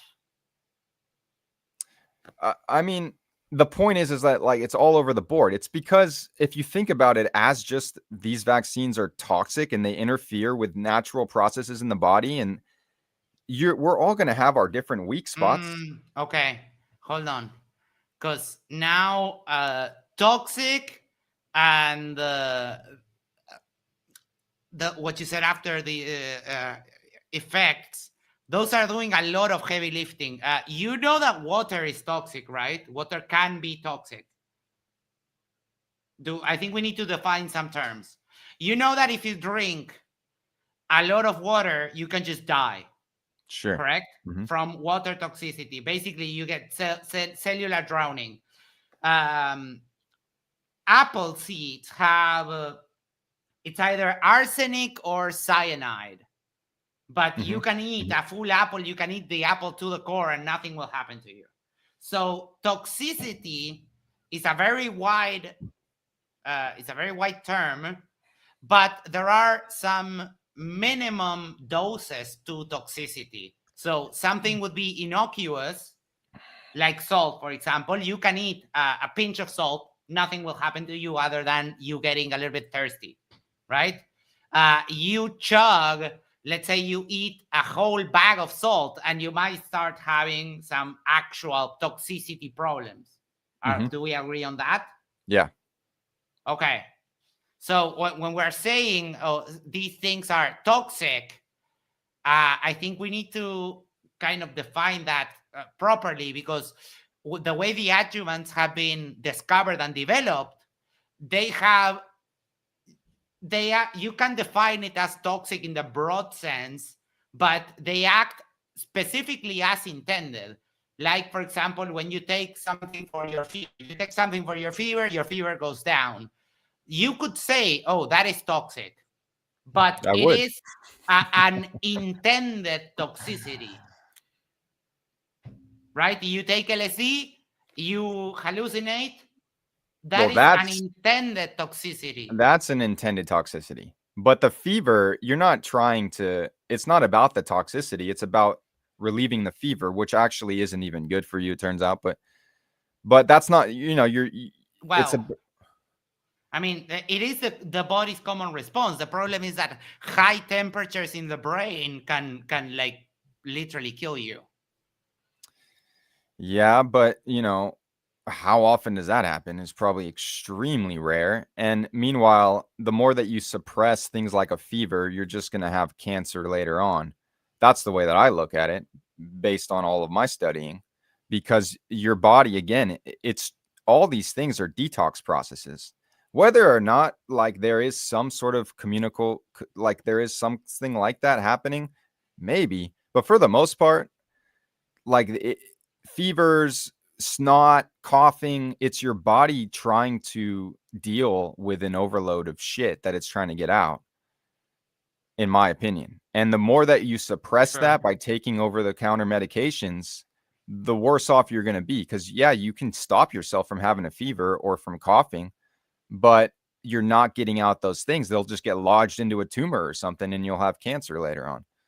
I mean, it's not, Yeah, you know. I would love to see a study for that. But there are two things here that we should actually consider.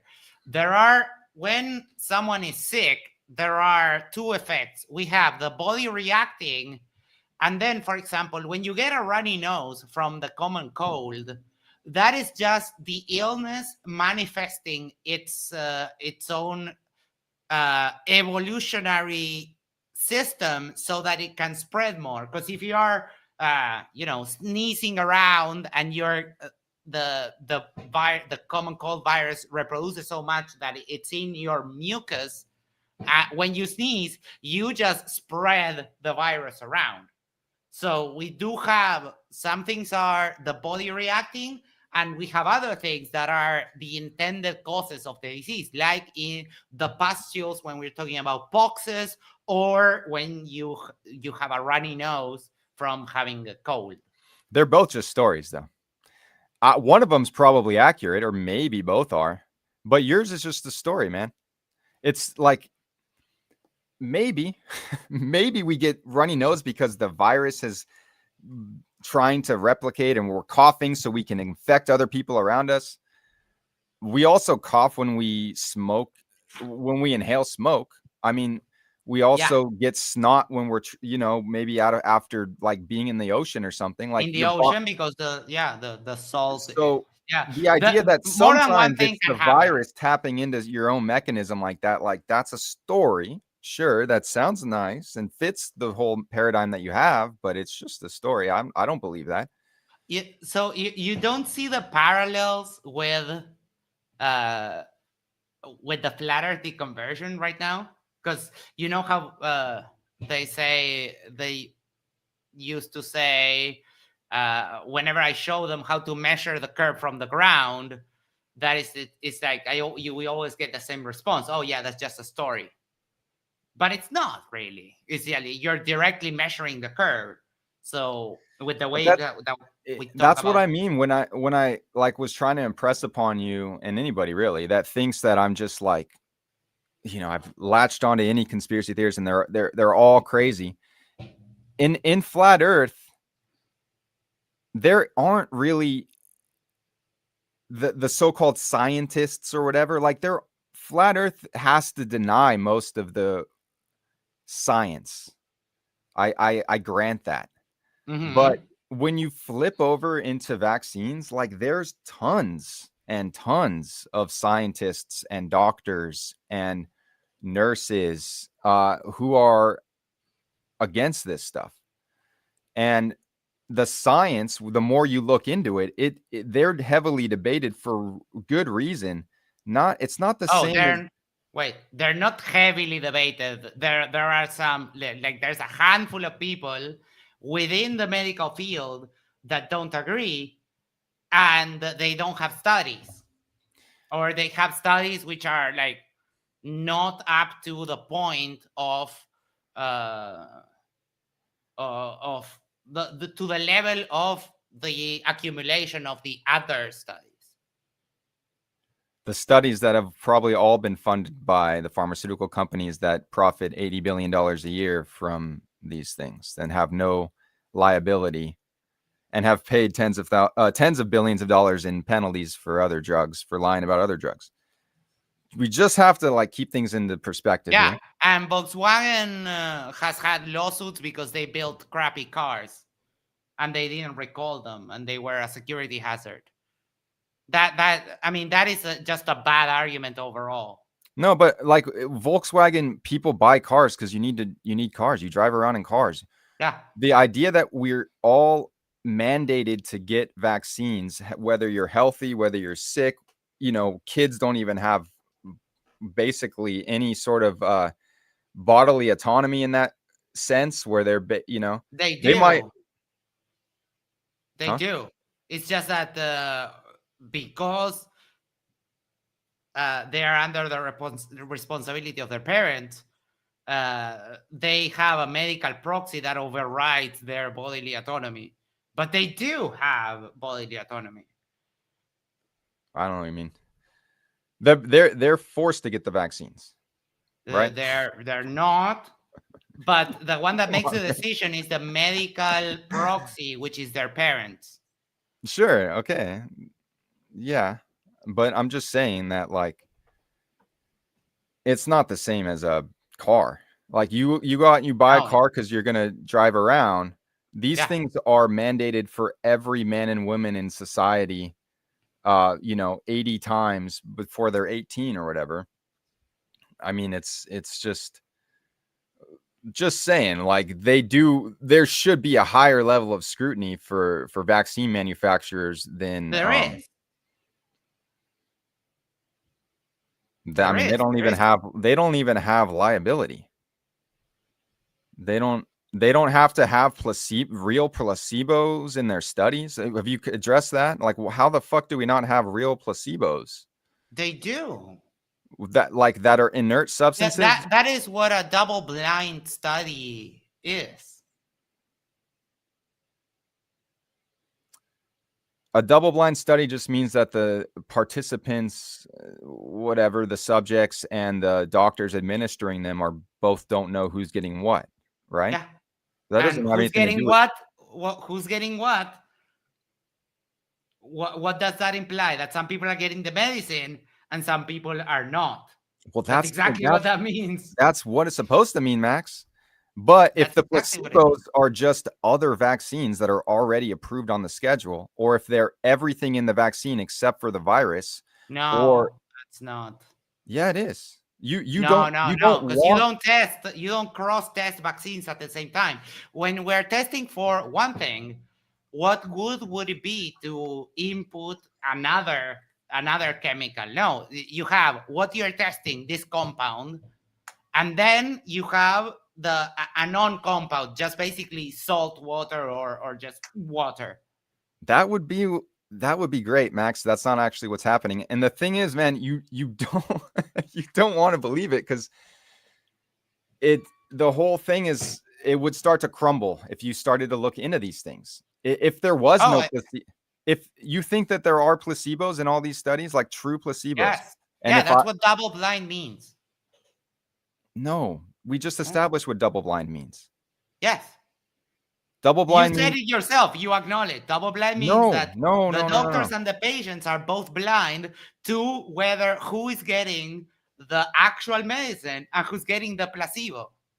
Yeah, key word there is placebo, and how do you define that? A Is it placebo actual is, inert substance, salt water, like yes, you said? No, it's yeah, not. yes, it That's is. not how these studies are done, as far as I know. And I guess it's something we'll both have to look into some more. But I'm telling you that, like, the anti-vax people, they ask for studies like that, and they don't exist. They do exist. I can give you I can give you. I don't have it ready right now, but I can get you a list. I can get you a list of those studies, and I can get you a list of the counter studies, the ones that the anti-vaxxers reflect, and the refutations of those. So, what about you don't think it's important to like establish if vaccines are overall helping or hurting somebody by having Yes, like you know, a population that has fully been vaccinated versus one that has no vaccines and to compare those over like decades? You don't think that's important? Or like why isn't that done? okay. And who gets to choose?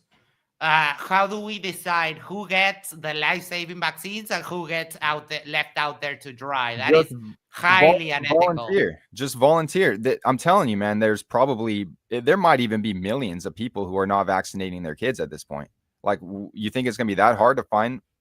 Like, no, there's no way. It wouldn't be that hard at all. And people are doing these studies, just like I said, like it's not like they have the millions of dollars behind them that, most studies that are published in these journals have. But whenever they do the studies, I mean, you could say, well, maybe the people that are anti-vaxxers are just generally more into health. And so, that could be confounding the results. Like that's like the one thing I guess you could say. But I knew the funding was going to be an issue. That's why I went so far back. Because in the 1800s, there wasn't the same economic incentive as there is today. Yeah, it's just kind of a small point, the funding. It's just my point but is, you keep like, going back to it. That's why it doesn't seem like it's a small point when you keep going back to the funding. I'm to the bringing profit. I'm bringing it there for two reasons. One, we should be highly skeptical of vaccines, especially if there's this much of a controversy around it. It's not like flat earth or something. Like, people wake up to the vaccine thing after their own families are harmed. I mean, you can pretend like it's not happening, but that's requires you to deny like literally hundreds of thousands of anecdotes. And it's not like these parents what good is an anecdote when we have people that not too long ago, like a couple of weeks ago, we had tons of anecdotes of people going on the internet saying that the rapture was coming because they had a vision. Anecdotes are not good evidence. If you would bring me the anecdote and a study attached to the anecdote, that would be way better. So how do you, like, you acknowledge that there are sometimes people die and get paralyzed and whatever from vaccines, right? Obviously that happens sometimes. There are every once in a while you get someone that has a deathly allergy to peanuts. Yes, there are anomalies, sure. You just think they're extremely rare? Yeah. Okay.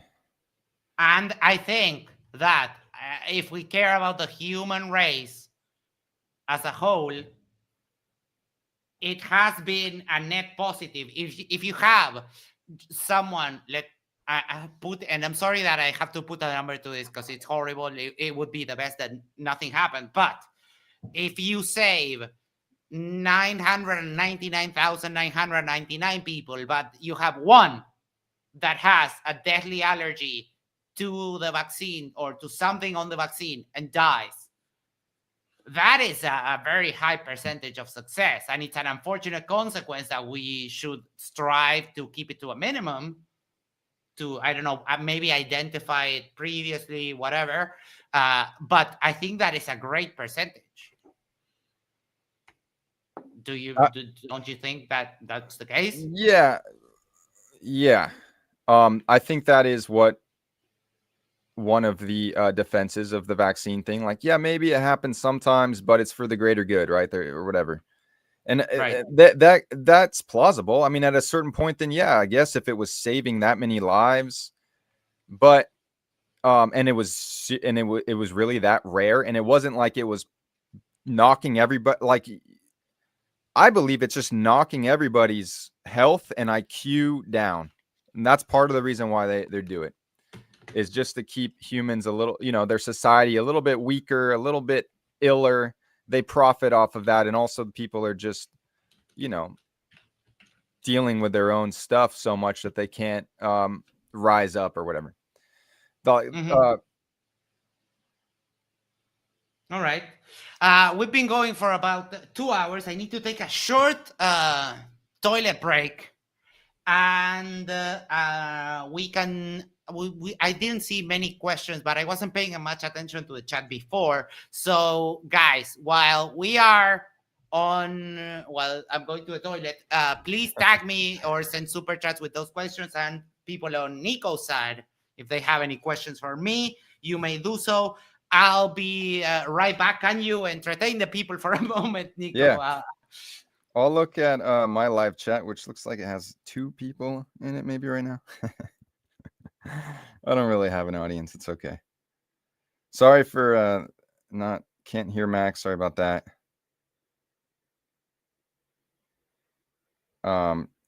Shirai, I'm reading your stuff here. Okay, so I'm assuming there's audience out there on Max's side. So I'll tell you what this comment in here is saying. This person's saying, not really versed in the adjuvant arguments, although I am curious as to how exactly they help attenuate the virus. Not even sure that's exactly what they do, Shirai. When they use relative risk reduction instead of actual risk reduction, that this is called fraud. I know what you mean by that. Actual risk reduction less than 1%, relative risk reduction 95%. Oh, yeah, I know what you're saying there. They use shady math for efficacy. Motorcycle helmets save your skull if you're in an accident. More likely to crash if helmet restricts your hearing and vision. Not sure what you mean there. They compared COVID shots versus placebo. Both were 95% relative risk reduction, both less than 1% actual risk reduction. You were talking about safety certifications. So those are the comments I have in my chat here. Okay, I'm back. Sorry. All good? Yes, yeah, we're all good. I wasn't hearing because I forgot to turn on my speaker so I could hear from the toilet. Do you want to ask those questions? Not really. Let's go with your questions. Or is there any on your side? Let me check. We have Max for $5 Singaporean. Not a question, but quote, I'm telling you this with no evidence whatsoever, but you just don't want to believe it. As he's talking about the parents? No, he's kind of reducing your position. Okay. I mean, I didn't come here prepared with any studies. No, it's okay. Don't worry. I'm just letting that guy know. Like, I don't even know what you mean, man.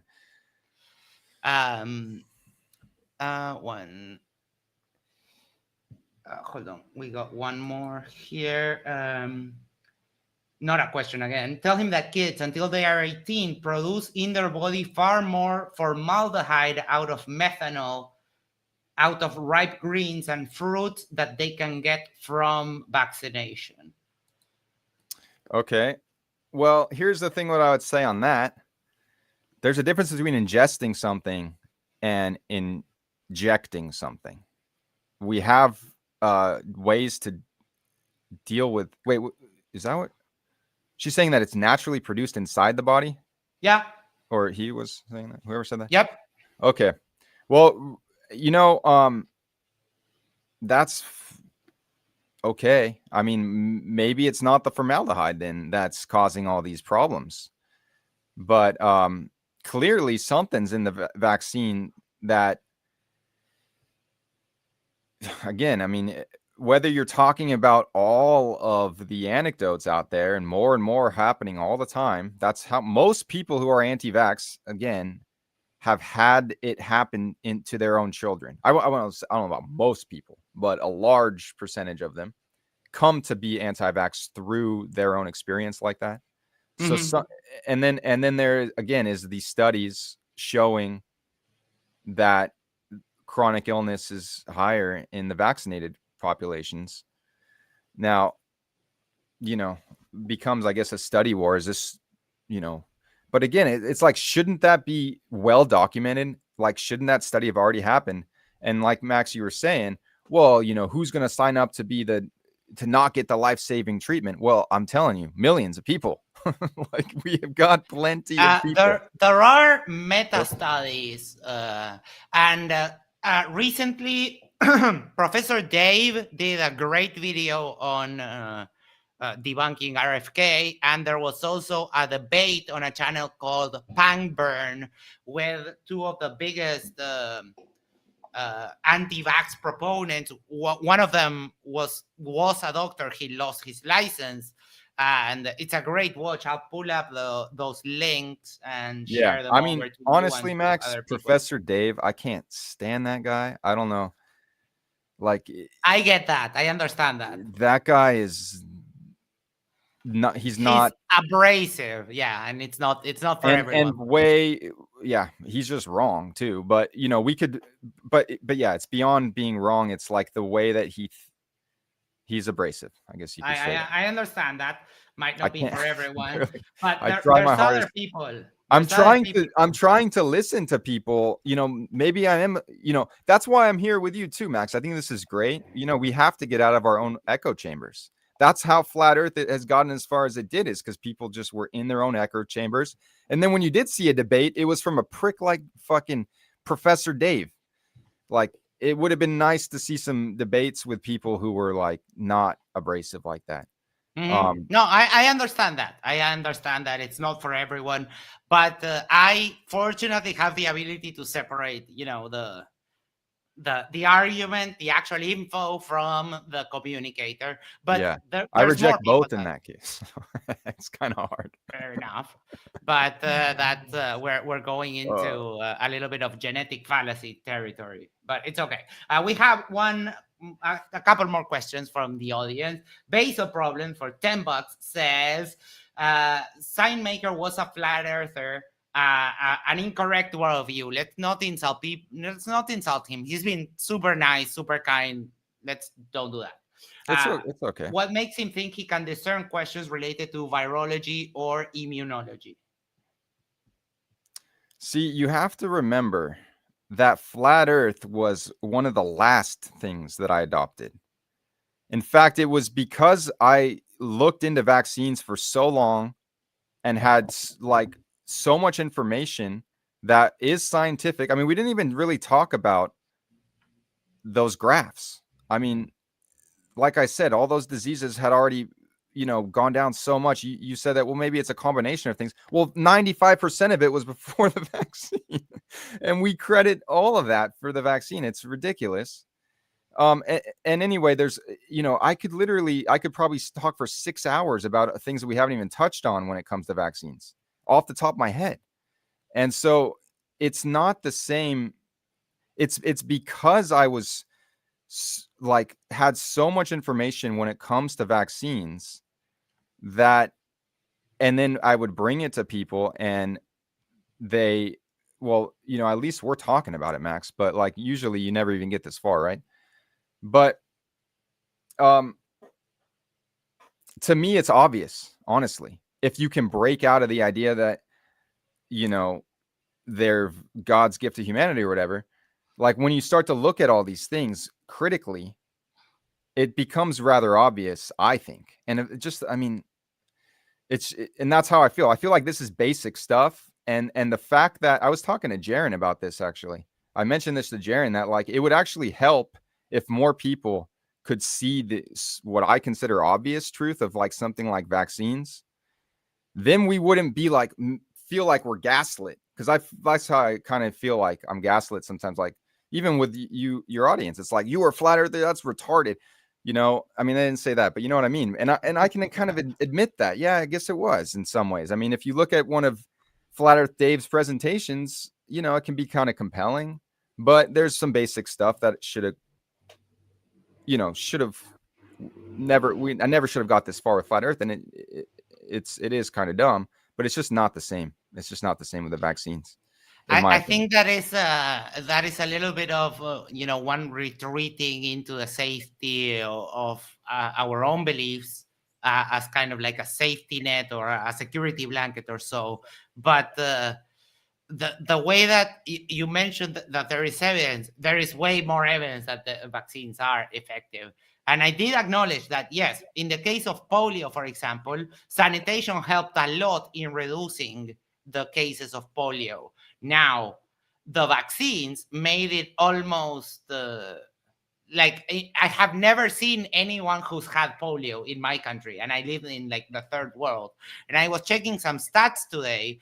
In Uruguay, there in the last 10 years, there's been two cases of measles. One was someone that went out traveled outside of the country, and the other case of measles was someone that came to Uruguay for vacation, got sick with measles, but then it didn't spread to anyone else because we have a very high rate of vaccination because healthcare is free here. So there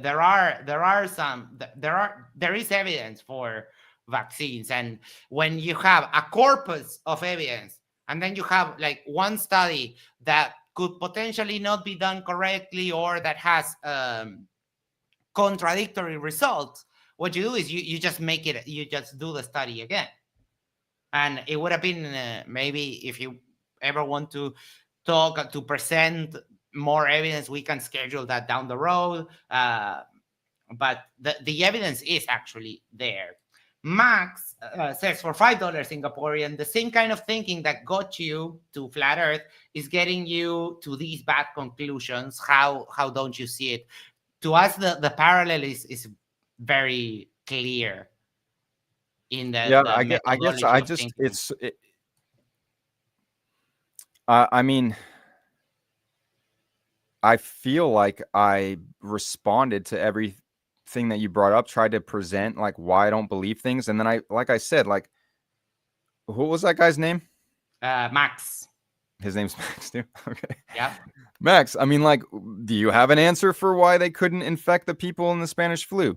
Do you understand that they thought that a bunch of diseases were, infectious when they weren't?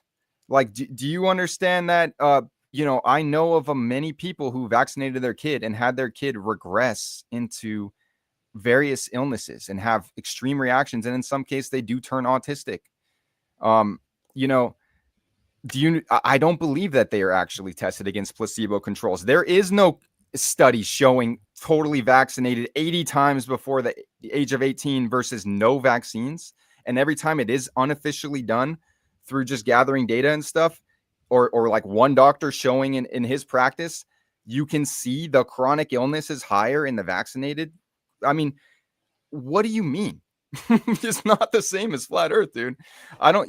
All of you people have the same kind of a belief that flat earthers have. You just don't see it. That's the problem. That's why it's good that we're having conversations like this. We got to get out of our echo chambers. Not everything is a conspiracy, but not everything science is correct on either. It's somewhere in the middle. And I could be wrong on vaccines. I might be wrong on illnesses being contagious. Like, that is a bit of a bigger leap to make. But again, even in my day-to-day life now, like, how often do I get sick from when my kids are sick or something, coughing into my face? Doesn't do anything. Like, what gets me sick is when I drink too much, don't get enough sleep, eat at restaurants a little bit too much, under stress, that's when I get sick. I didn't wash my hands or wear masks during COVID. Did I ever get COVID? No. Anyway, it's comments like that I'm like frustrated. I'm like, dude, you don't understand. Flat Earth is different. It is. It's a comforting idea that, everyone flat earthers are retarded. Look at it. He thinks of the flat Earth. Oh yeah, so vaccines, everything, all those other beliefs must be equally,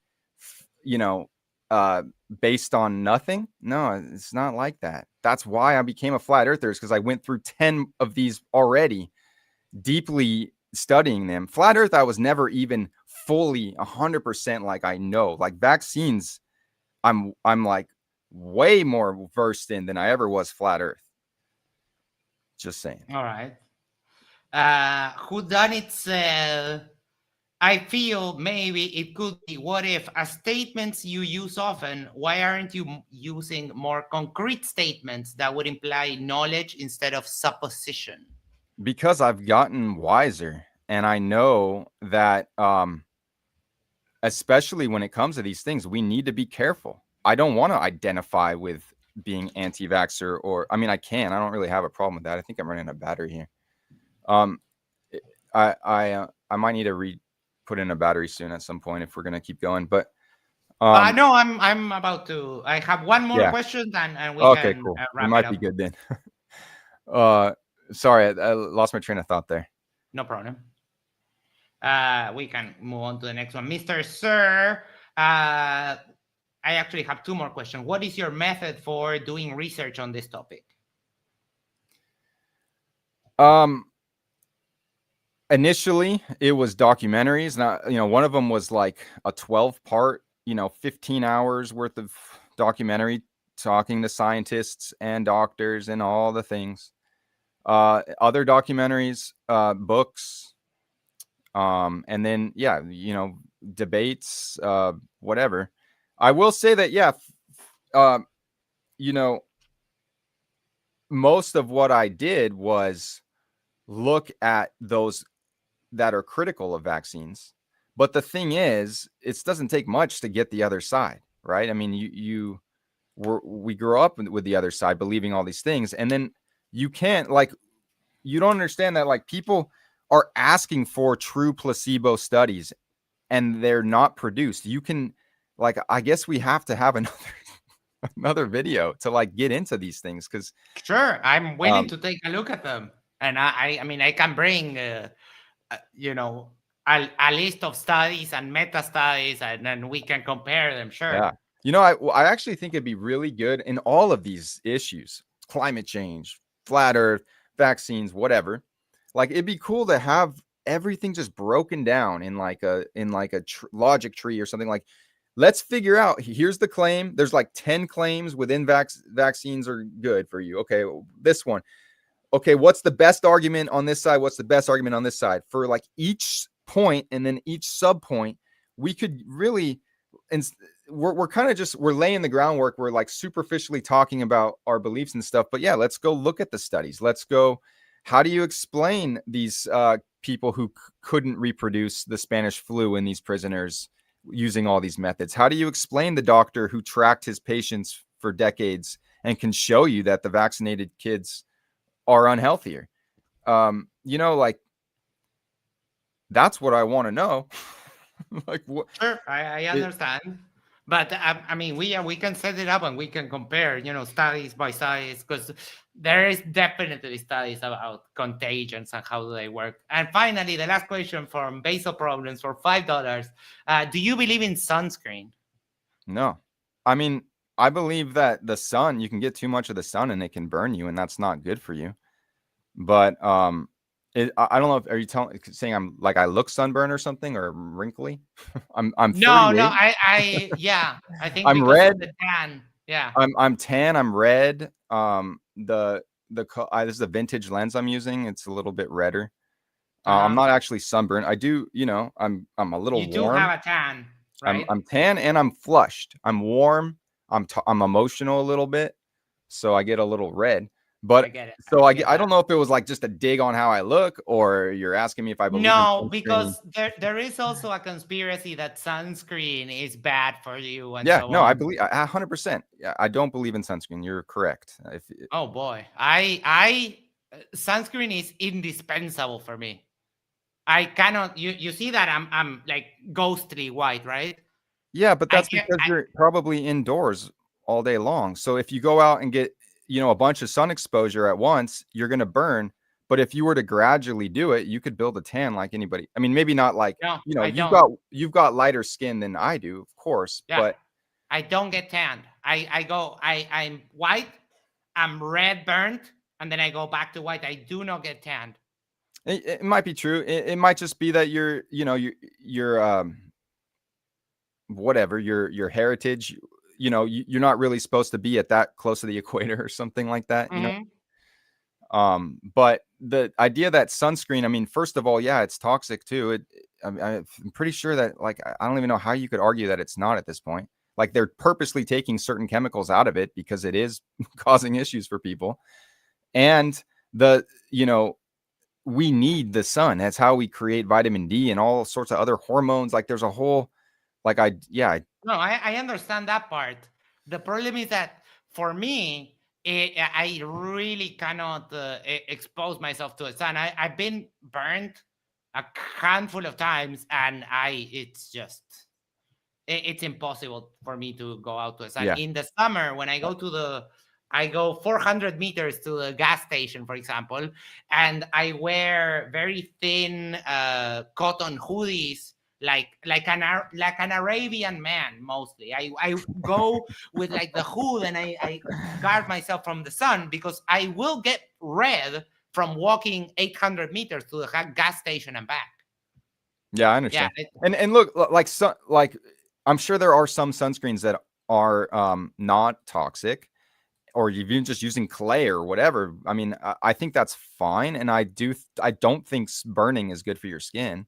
right. So in some cases, maybe sunscreen it can be helpful, but like be very careful about what you're putting on your skin, and it goes for anything. Mm-hmm. Your skin just eats it up. It goes into your bloodstream. So most of the commercial sunscreens are toxic. Yeah, I believe that. All right. Well, I want to thank you. It was I had fun. It was interesting, Yeah, and the time flew for yeah, me. it goes by really fast. People in the audience, Nico, I will provide you the full, downloaded thing, so we solve the Yeah, audio thank you. problems at the Yeah, I'll get beginning. better at this too. This is my first No time worries. streaming. And we will schedule when Dr. J is available for you to talk to him about climate change and so on. Yeah. Well, what do you think though, Max? Like maybe I do need to prepare a little bit more and A actually little bit, yeah. bring some receipts or something, so then we Yeah. have more to go off of. Yep. But it's okay. It's all good. I knew kind of the framing for this, so I do thank you for the conversation, and I do love the topic because I love chemistry. So I do thank you for that. Anything else you would like to say?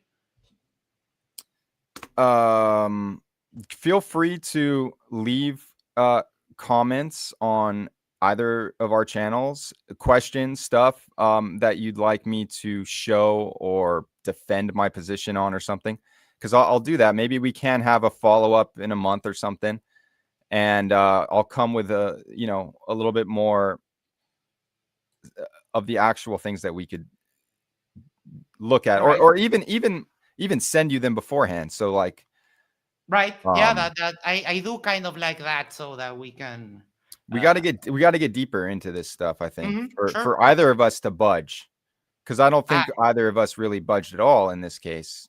And not that we'll ever get there, but I actually think that we should be able to get there, honestly, to be honest.